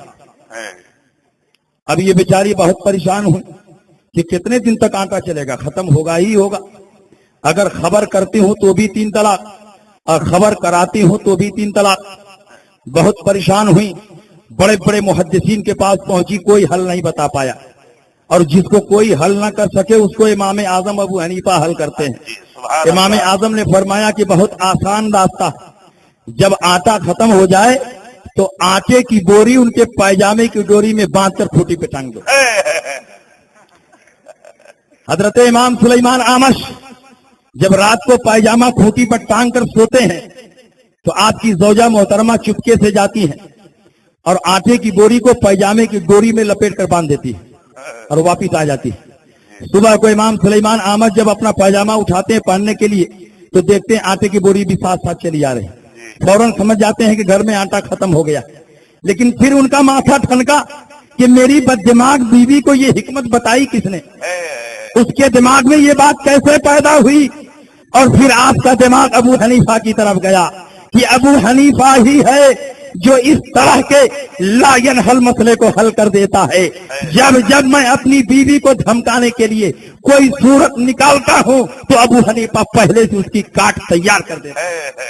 یہ امام اعظم ابو حنیفہ ہیں جن کا مقابلہ اس دور کے بڑے بڑے محدثین نہیں کر سکے، اور آج کے غیر مقلدین جو صرف 5 حدیثوں پر عمل کرتے ہیں وہ ابو حنیفہ سے مقابلہ کرنے چلے ہیں. ارے ابو حنیفہ سے مقابلہ کرنا تو بہت دور کی بات ہے. ابو حنیفہ کے ایک مقلد کا نام ہے امام احمد رضا. اگر تمہاری جماعت کے سارے محدثین کو جمع کر دیا جائے تو امام احمد رضا کے مقابلے میں 1 منٹ نہیں ٹک سکتے. وہ امام احمد رضا کی شان. نعرہ تکبیر، نعرہ رسالت، فیضان اعلی حضرت، مسلک اعلی حضرت، سنیوں کا مرکز. نعرہ تکبیر، نعرہ رسالت، سبحان اللہ. اور میں تو کہتا ہوں کہ امام اعظم ابو حنیفہ اپنے دور کے سب سے بڑے فقیہ ہی نہیں تھے، سب سے بڑے محدث بھی تھے. اور حدیثوں پر جتنی گہری نظر ابو حنیفہ کو تھی کسی اور کو نہیں تھی. یہی وجہ ہے کہ امام اعظم ابو حنیفہ کے زمانے میں جو بڑے بڑے مجتہدین پائے جاتے تھے، جب وہ کوئی ڈیسیژن اور فیصلہ لیتے اور کوئی غلطی نظر آتی تو ابو حنیفہ پر جستا ٹوک دیتے. امام اعظم ابو حنیفہ کے زمانے کے بہت بڑے قاضی ہیں قاضی ابن ابی لیلہ. ان کا نام ہے عبد الرحمن، لیکن مشہور ہے قاضی ابن ابی لیلہ کے نام سے. 31 سال تک کوفے کے قاضی رہے، اور ان کو کس نے قاضی بنایا تھا؟ حضرت علی کرم اللہ تعالی وجہ الکریم نے بنایا تھا. کوفے کی جامع مسجد میں آپ کی مجلس قضا بیٹھتی تھی، آپ کی عدالت لگتی تھی. ایک دن قاضی ابن ابی لیلہ کچہری کا کام ختم کرنے کے بعد، عدالت کا کام نپٹانے کے بعد اپنے گھر جا رہے تھے. دیکھا کہ راستے میں ایک عورت ایک مرد سے جھگڑا کر رہی ہے. ایک عورت ایک مرد سے جھگڑا کر رہی ہے، اور جھگڑا کرتے کرتے عورت نے مرد کو گالی دی، یا ابن الزانیین، اے زانیین کے بیٹے. یعنی اے وہ شخص جس کا باپ بھی زانی اور ماں بھی زانیہ، یعنی باپ اور ماں پر زنا کی اس نے تہمت رکھ دی. حضرت قاضی ابن ابی لیلہ جا رہے تھے، سن لیا، اپنی پولیس سے کہا اس عورت کو گرفتار کیا جائے. عورت گرفتار کی گئی. کوفے کی جامع مسجد میں آپ آئے اور آپ نے فیصلہ سنایا کہ چونکہ اس نے باپ کو بھی زانی کہا اور ماں کو بھی زانیہ کہا، اور جب کسی پر زنا کی جھوٹی تہمت لگائی جائے تو حد قذف کے 80 کوڑے مارے جاتے ہیں، اس لیے اس پر 2 حد قذف جاری کی جائے اور اس کو مسجد میں کھڑا کرا کے 160 کوڑے مارے جائیں. قاضی ابن ابی لیلہ نے فیصلہ کر دیا اور اس عورت کو کھڑا کرا کے 160 کوڑے مارے گئے. جب ابو حنیفہ کو خبر لگی تو برجستہ امام اعظم ابو حنیفہ نے فرمایا قاضی ابن ابی لیلہ نے اس فیصلے میں 6 غلطیاں کی ہیں. اس فیصلے میں 6 غلطیاں کی ہیں. پہلی غلطی یہ ہے کہ عدالت کا ٹائم ختم ہو گیا تھا. اس کے بعد قاضی ابن ابی لیلہ نے فیصلہ سنایا. جب کورٹ اور کچہری کا جج اپنے گھر جا رہا ہو تو اس وقت وہ جج نہیں ہوتا، اس وقت اس کو فیصلہ کرنے کا ادھیکار نہیں ہے. عدالت کا ٹائم ختم ہونے کے بعد انہوں نے فیصلہ سنایا، یہ ان کی پہلی غلطی ہے. اور دوسری غلطی یہ ہے کہ انہوں نے مسجد میں حد لگوائی. مسجد نماز پڑھنے کی جگہ ہے، مجرمین کو سزا دینے کی جگہ نہیں ہے. یہ دوسری غلطی ہے. اور تیسری غلطی یہ ہے کہ انہوں نے اس عورت کو کھڑا کروا کے حد لگوائی، جبکہ شریعت کا قانون یہ ہے کہ جب عورت پر حد لگائی جائے تو بٹھا کر حد لگائی جائے. جب کوڑے پڑیں گے اس کا کپڑا پھٹے گا تو اس کی بے ستری ہوگی. اس لیے عورت کے معاملے میں یہ حکم ہے کہ اس کو بٹھا کر کے حد لگائی جائے. یہ ان کی تیسری غلطی ہے. اور چوتھی غلطی یہ ہے کہ انہوں نے 2 حد کا فیصلہ جاری کیا. حالانکہ یہاں 2 حد واجب نہیں ہے، ایک ہی حد واجب ہے، کیونکہ گالی کا لفظ ایک ہے یا ابن الزانیین. جب لفظ ایک ہے تو ایک ہی حد یہاں پر واجب تھی. انہوں نے 2 حد کو واجب کر دیا. یہ چوتھی غلطی ہے. اور پانچویں غلطی یہ ہے کہ اگر کسی پر دو حد واجب بھی ہو تو ایک ساتھ دونوں حدیں جاری نہیں کی جائیں گی. پہلے ایک حد جاری کی جائے گی اور اس کے بعد اس کو موقع دیا جائے گا. جب وہ تندرست ہو جائے, صحت مند ہو جائے, تب اس کے بعد دوسری حد جاری کی جائے گی. اور ان کی چھٹی اور آخری غلطی یہ ہے کہ جس کو گالی دی گئی اس نے ایف آئی آر نہیں کیا, اس نے مقدمہ نہیں کیا, اس نے انصاف کا مطالبہ نہیں کیا. اور حد قذف میں یہ شرط ہے کہ جس کو گالی دی گئی ہو وہ قاضی کے یہاں پہلے مقدمہ دائر کرے. یہاں مقدمہ دائر نہیں کیا گیا. قاضی ابن ابی لیلہ راستے میں سن رہے تھے اور سننے کے بعد انہوں نے کہا کہ پولیس کے ذریعے اس کو گرفتار کروا لیا جائے اور فیصلہ صادر فرما دیا. جب قاضی ابن ابی لیلہ کو اطلاع ملی کہ ابو حنیفہ نے میرے فیصلے میں 6 غلطیاں ظاہر کی ہے تو ان کو بڑا دکھ ہوا, بڑی تکلیف ہوئی, بہت ناراض ہوئے اور کوفے کے حاکم کے پاس گئے اور کہا آپ پابندی لگا دیجئے کہ ابو حنیفہ فتویٰ نہ دیں, کیونکہ ابو حنیفہ ہم لوگوں کو ٹوکتے ہیں تو شاہی وقار مجروح ہوتا ہے. میں شاہی قاضی ہوں. ابو حنیفہ پر پابندی لگ گئی. آج سے تم فتویٰ نہیں دے سکتے. امام اعظم ابو حنیفہ ہیں کہ اس قانون کا پالن کر رہے ہیں, اپنے امیر کی اطاعت کر رہے ہیں, گھر کی چہار دیواری میں ہیں. اور آپ کی بیٹی نے آپ سے مسئلہ پوچھا, ابا جان آج میں روزے سے ہوں, میرے دانت سے خون نکلا اور تھوک کے ساتھ مل کر کے وہ خون نیچے اتر گیا تو میرا روزہ رہا کہ فاسد ہو گیا. گھر کی چہار دیواری میں ہے, پوچھنے والی آپ کی بیٹی ہے. اگر جواب دے دیتے تو حاکم اور امیر کو خبر نہیں ہوتی. لیکن ابو حنیفہ کا تقویٰ دیکھو, آپ کی دیانت دیکھو اور آپ کی امانت دیکھو. آپ فرماتے ہیں بیٹی حکومت کی طرف سے مجھ پر پابندی ہے, میں فتویٰ نہیں دے سکتا, اس لیے گھر کی چہار دیواری میں بھی اپنے امیر کی نافرمانی نہیں کر سکتا. تم اپنے بھائی حماد سے مسئلہ پوچھ لو. ابن خلقان نے لکھا ہے, خدا کی قسم امام اعظم ابو حنیفہ نے دیانت و تقویٰ کا جو مظاہرہ فرمایا ہے صبح قیامت تک کتابوں میں اس کی نظیر اور مثال نہیں ملے گی. نعرہ تکبیر, نعرہ رسالت, مذہب امام اعظم, مسلک اعلی حضرت, نعرہ تکبیر, نعرہ رسالت. اور غیر مقلدین کہتے ہیں ابو حنیفہ کو حدیث نہیں آتی تھی. اتنی حدیث آتی تھی کہ بڑے بڑے محدثین کی بولتی بند کر دیتے تھے. جب امام اوزاعی سے امام اعظم ابو حنیفہ کی ملاقات ہوئی, عبداللہ ابن مبارک نے تعارف کروایا کہ یہ فقیہ عراق ابو حنیفہ ہے. تو امام اوزاعی نے فرمایا, یا اہل العراق ما لکم لا ترفعون ایدیکم عند الرکوع والرفع منہ.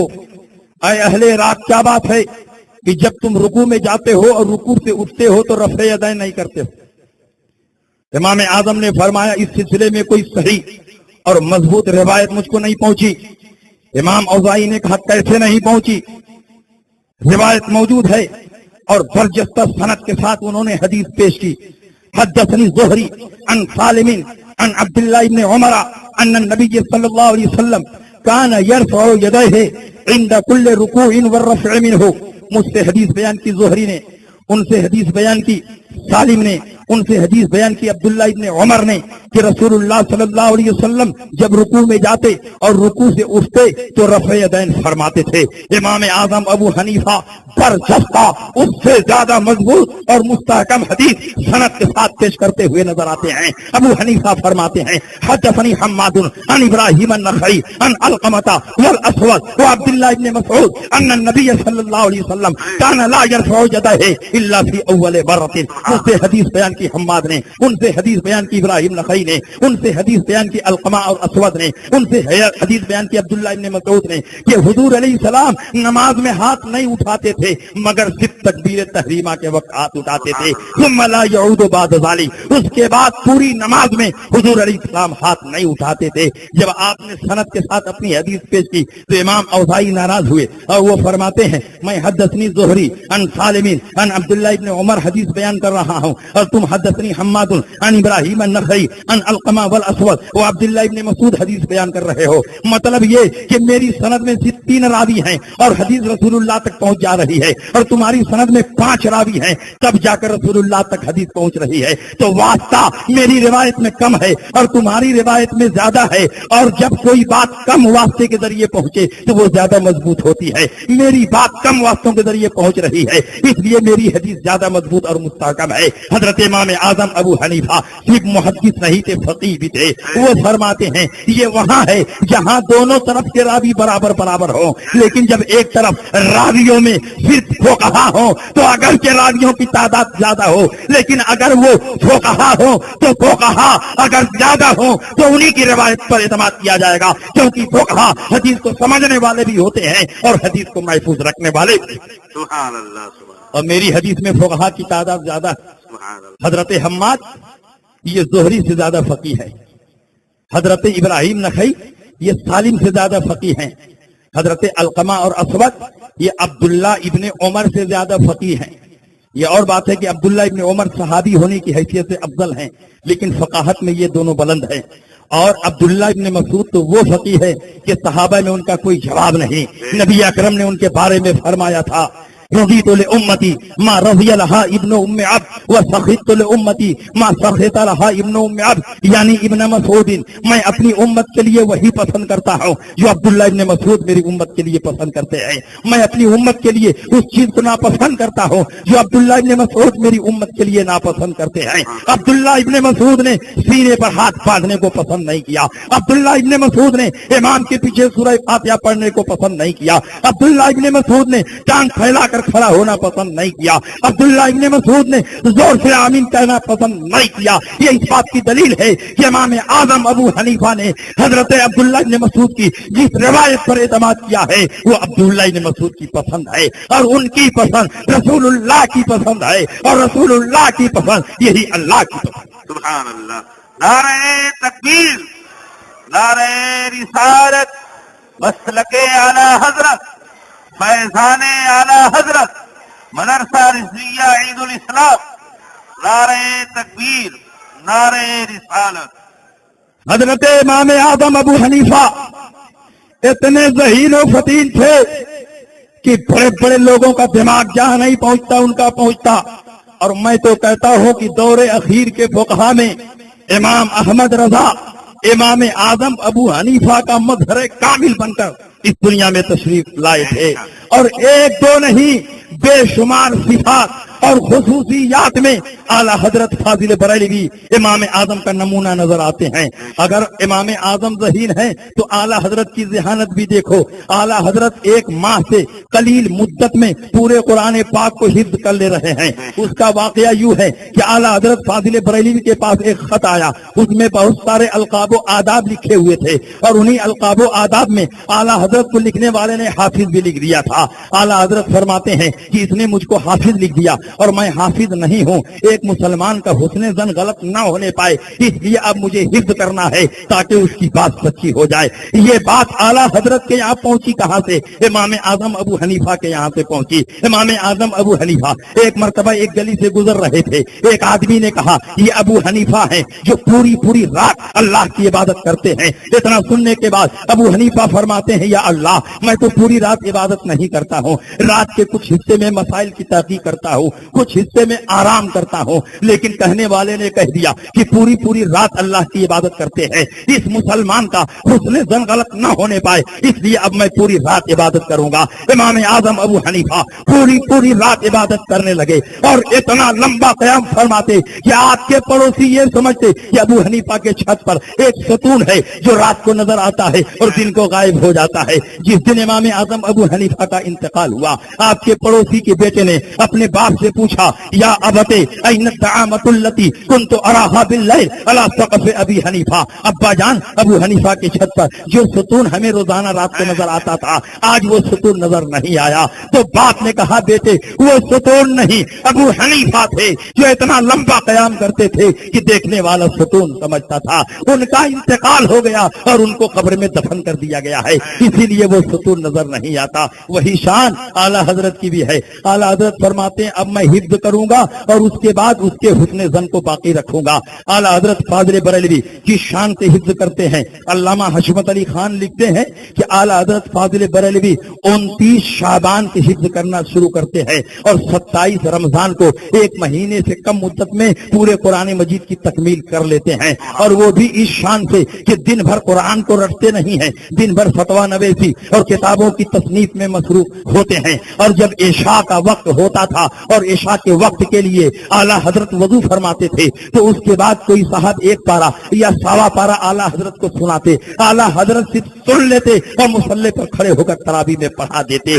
تو اعلیٰ حضرت فاضل بریلوی کا یہ سلسلہ 29 شعبان سے شروع ہوا اور 27 شعبان کو اعلیٰ حضرت فاضل بریلوی نے پورے قرآن کی تکمیل کر دی۔ جو ذہانت و فطانت اعلیٰ حضرت فاضل بریلوی کو ملی تھی، خدا کی قسم اعلیٰ حضرت کے زمانے میں تو کیا، اعلیٰ حضرت سے پہلے دو صدیوں میں بھی اس کی نظیر اور مثال نہیں ملتی۔ اسی لیے علماء محتاطین نے کہا ہے، علامہ جلال الدین سیوطی کے بعد پوری دنیا میں اعلیٰ حضرت سے ٹکر کا کوئی محقق اور مجدد پیدا نہیں ہوا۔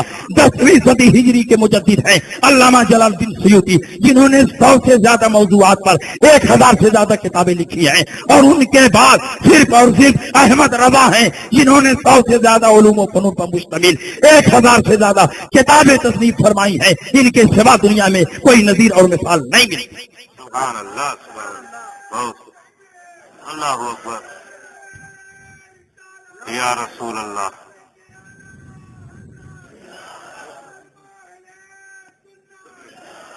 سبحان اللہ، یا رسول اللہ۔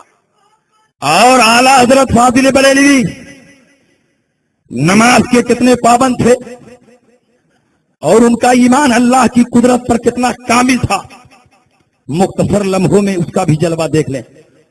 مطلب کہ اعلیٰ حضرت کا نعرہ لگاتے ہو، اعلیٰ حضرت فاضل بریلوی کی زندگی کے اس پہلو کو دیکھو۔ 2 ماہ تک مسلسل اعلیٰ حضرت بیمار تھے، چلنے کی طاقت نہیں تھی، لیکن ایک وقت بھی اعلیٰ حضرت نے جماعت کو ترک نہیں فرمایا۔ 4 نوکر لگے ہوئے تھے، اعلیٰ حضرت کو کرسی پر بٹھا کر مسجد لے جایا جاتا رہا، اور مسجد کی سیڑھی پر کرسی رکھ دی جاتی تھی، اور وہاں سے اعلیٰ حضرت پیدل جاتے اور جماعت کے ساتھ نماز ادا کرتے تھے۔ ایک وقت بھی اعلیٰ حضرت کی نماز جماعت سے چھوٹی نہیں ہے۔ جب اعلیٰ حضرت نے نماز پڑھی ہے، جماعت کے ساتھ پڑھی ہے۔ اور اللہ کی قدرت پر ایمان کامل کا جلوہ دیکھو۔ بریلی شریف کے ایک بہت بڑے نجومی ہیں اور اعلیٰ حضرت کے والد کے دوست ہیں مولانا غلام حسین صاحب، بریلی میں طلسمی پریس کے یہی مالک ہے۔ اعلیٰ حضرت کی خدمت میں بھی کبھی کبھی آتے تھے، اور اعلیٰ حضرت فاضل بریلوی ان کی مزاج پرسی کرتے تھے۔ ایک مرتبہ حاضر ہوئے، اعلیٰ حضرت نے ان سے پوچھا کہ بتائیے آپ کا مزاج کیسا ہے؟ انہوں نے کہا الحمدللہ سب ٹھیک ہے۔ اعلیٰ حضرت نے پوچھا کہ بتائیے بارش کا مزاج کیسا ہے؟ تو انہوں نے ستاروں کی چال کو دیکھا، ستاروں کی وضع کو دیکھا، اور کاغذ پر ایک ذائچہ اور نقشہ بنایا، اور اعلیٰ حضرت کے سامنے پیش کرتے ہوئے کہا کہ اس مہینے میں بارش نہیں ہوگی، آئندہ مہینے میں بارش ہوگی۔ علم نجوم کے قاعدوں سے نتیجہ نکالا کہ اس مہینے میں بارش نہیں ہوگی، لیکن اعلیٰ حضرت بھی علم نجوم میں بہت ماہر تھے، لیکن مہارت کا یہ مطلب نہیں کہ اعلیٰ حضرت اللہ کی قدرت سے ایک لمحہ بھی غافل تھے۔ اعلیٰ حضرت نے فرمایا کہ اگر اللہ نے چاہا تو اسی مہینے میں بارش ہوگی۔ مولانا غلام حسین نے کہا آپ نقشے کو نہیں دیکھتے، ستاروں کی چال نہیں دیکھتے، ستاروں کی وضع نہیں دیکھتے۔ اعلیٰ حضرت فرماتے ہیں میں ستاروں کی چال بھی دیکھ رہا ہوں، ستاروں کی وضع بھی دیکھ رہا ہوں، اور ستاروں کو پیدا کرنے والے اللہ کی قدرت بھی دیکھ رہا ہوں۔ اگر اللہ نے چاہا تو اسی مہینے میں بارش ہوگی۔ اعلیٰ حضرت فاضل بریلوی نے چاہا اس مسئلے کو سمجھا دیا جائے۔ علم نجوم کا قاعدہ اپنی جگہ، لیکن اللہ کی قدرت کے سامنے سارے قاعدے ہیج ہو جاتے ہیں۔ آپ نے فرمایا کہ دیکھو وہ دیوار پر گھڑی لٹک رہی ہے کہ نہیں؟ کہا ہاں لٹک رہی ہے۔ آپ نے فرمایا بتائیے کہ اس گھڑی میں کئی بجے ہیں؟ انہوں نے کہا 11:15۔ اعلیٰ حضرت نے پوچھا 12 بجنے میں کتنا باقی ہے؟ انہوں نے فرمایا کہ 45 منٹ۔ جب تک پونا گھنٹہ نہیں گزرے گا 12 نہیں بجے گا۔ اعلیٰ حضرت نے فرمایا کہ جب تک پونا گھنٹہ نہیں گزرے گا 12 بجے گا ہی نہیں۔ انہوں نے کہا ہرگز نہیں۔ اعلیٰ حضرت فوراً کھڑے ہوئے اور بڑی سوئی کو کھینچ کر 12 پہ کر دیا۔ جیسے ہی بڑی سوئی کو 12 پہ کیا فوراً 12 بج گیا۔ ٹن ٹن ٹن ٹن گھنٹی بجنے لگی۔ اعلیٰ حضرت نے فرمایا آپ تو کہہ رہے تھے جب تک پونا گھنٹہ نہیں گزرے گا 12 نہیں بچے گا، یہاں تو 12 بھی بج گیا، گھنٹی بھی بج گئی۔ انہوں نے کہا آپ نے بڑی سوئی کو کھینچ کر 12 پہ کر دیا، اس لیے 12 بج گیا ہے۔ اگر سوئی اپنی رفتار سے چلتی تو پونا گھنٹہ گزرنے کے بعد ہی 12 بجتا۔ اعلیٰ حضرت فرماتے ہیں یہی تو میں آپ کو سمجھانا چاہتا ہوں، اگر اللہ چاہے تو اس ستارے کو کھینچ کر وہاں کر دے، اس کو یہاں کر دے، اس کو وہاں کر دے، ستاروں کی چال بھی بدل جائے گی، ستاروں کی وجہ بھی بدل جائے گی، اور آپ کا ذائقہ بھی بدل جائے گا۔ اگر اللہ نے چاہا اسی مہینے میں بارش ہوگی، بلکہ اسی ہفتے میں بارش ہوگی، بلکہ ابھی بارش ہوگی۔ اتنا فرمانا تھا کہ بارش ہونے لگی، جھم بارش ہونے لگی۔ اعلیٰ حضرت فاضل بریلوی رضی اللہ تعالیٰ عنہ صرف اللہ کی بارگاہ میں مقبول نہیں ہے، ان کی زبان بھی رب کی بارگاہ میں مستجاب۔ بے شک بے شک، سبحان آج بہت سارے لوگوں کو شوق پیدا ہوا ہے، اعلیٰ حضرت فاضل بریلوی کا مقابلہ کرنے کے لیے مجدد کو لانچ کر رہے ہیں۔ فلاں صاحب مجدد ہے، فلاں صاحب مجدد ہے، فلاں صاحب مجدد ہے۔ میں آپ سے کہنا چاہتا ہوں، مجدد بنانا تنظیموں کا کام نہیں، مجدد بنانا خانقاہوں کا کام نہیں، مجدد بنانا علماء اور مشائخ کا کام نہیں ہے، مجدد اللہ بناتا ہے۔ اللہ جس بندے میں اتنی خوبیاں دیکھتا ہے یا اس میں پیدا فرما دیتا ہے جو تجدیدی کام کو کر سکے، اللہ رب العزت اس کو مجدد بناتا ہے۔ مجدد ہم اور آپ نہیں بنا سکتے۔ ان اللہ یبعث لہذه الامه على راس كل سنہ من یجدد لها دینها۔ پروردگار عالم ہر صدی کے اختتام پر امت محمدیہ کی تجدید کے لیے ایک ایسی شخصیت کو قائم فرماتا ہے جو تجدید کا کام کرتا ہے۔ تو یہ کام اللہ کا ہے، ہمارا اور آپ کا نہیں۔ جس کو تم مجدد کی حیثیت سے پیش کر رہے ہو، ان میں ایک بھی ایسی صلاحیت نہیں رکھتے کہ اعلیٰ حضرت کی کتابوں کو کما حق سمجھ سکے۔ جب اعلیٰ حضرت کی کتابوں کو سمجھنے کی صلاحیت نہیں ہے تو فتاوی رضویہ لکھنے کی صلاحیت کہاں سے ہوگی؟ اس لیے مجدد بنا کی کوشش نہ کرو۔ اعلیٰ حضرت کے تجدیدی کارناموں کی بنیاد پر دنیا نے اعلیٰ حضرت کو مجدد تسلیم کیا، چمچوں اور دلالوں کی بنیاد پر اعلیٰ حضرت کو مجدد تسلیم نہیں کیا گیا۔ جب اعلیٰ حضرت کی کتاب حرمین طیبین کی سرزمین پر پڑھی گئی، علماء حرمین طیبین نے اعلیٰ حضرت کے دلائل و براہین کو دیکھنے کے بعد برجستہ فرمایا، واللہ اقول والحق اقول لو قیل فیہ انہ مجدد ھذا القرن لکان حقا وصواب۔ خدا کی قسم میں صحیح کہتا ہوں اور یقین کے ساتھ کہتا ہوں، اگر یہ اعلان کر دیا جائے کہ اعلیٰ حضرت اس دور کے مجدد ہے تو یہ بات 100% صحیح۔ بے شک بے شک۔ اعلیٰ حضرت نے ایسی کتابیں لکھی کہ پوری کتاب میں ایک لفظ بھی ایسا یوز نہیں کیا جس میں نقطہ، غیر منقوط الفاظ پر مشتمل پوری کتاب لکھ دی۔ اور اعلیٰ حضرت نے کچھ ایسی بھی کتابیں لکھی کہ ایک حرف ایسا یوز نہیں کیا جس پر نقطہ نہ ہو، ہر حرف پر نقطہ آ رہا۔ نقطے والی بھی کتاب اعلیٰ حضرت لکھ رہے ہیں، بے نقطے والی کتاب بھی اعلیٰ حضرت لکھ رہے ہیں۔ کتاب شروع ہو رہی ہے اور اخیر تک کوئی نقطے والا لفظ نہیں، اور دوسری کتاب شروع ہو رہی ہے اور اخیر تک ایک لفظ ایسا نہیں ہے جس میں نقطہ نہ ہو۔ میں کہتا ہوں انسان اپنی صلاحیت کی بنیاد پر، اپنی قابلیت کی بنیاد پر، اپنی کوشش کی بنیاد پر یہ کارنامہ انجام نہیں دے سکتا۔ یہ وہی کر سکتا ہے جس کو علم لدنی حاصل ہو، اور بلا شبہ مجدد اعظم اعلیٰ حضرت کو علم لدنی حاصل تھا۔ اس لیے جو اعلیٰ حضرت فاضل بریلوی رضی اللہ تعالیٰ عنہ کے مقابلے میں آیا وہ چکنا چور ہو گیا، اور کل بھی اعلیٰ حضرت کا پرچم بلند تھا اور آج بھی اعلیٰ حضرت کا پرچم بلند ہے، اور صبح قیامت تک اعلیٰ حضرت کا پرچم لہراتا رہے۔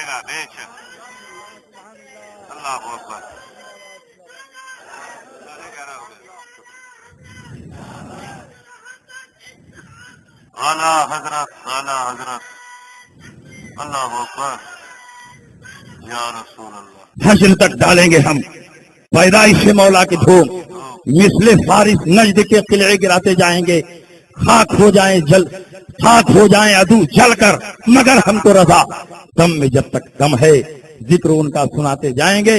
وآخر دعوانا الحمدللہ رب العالمین۔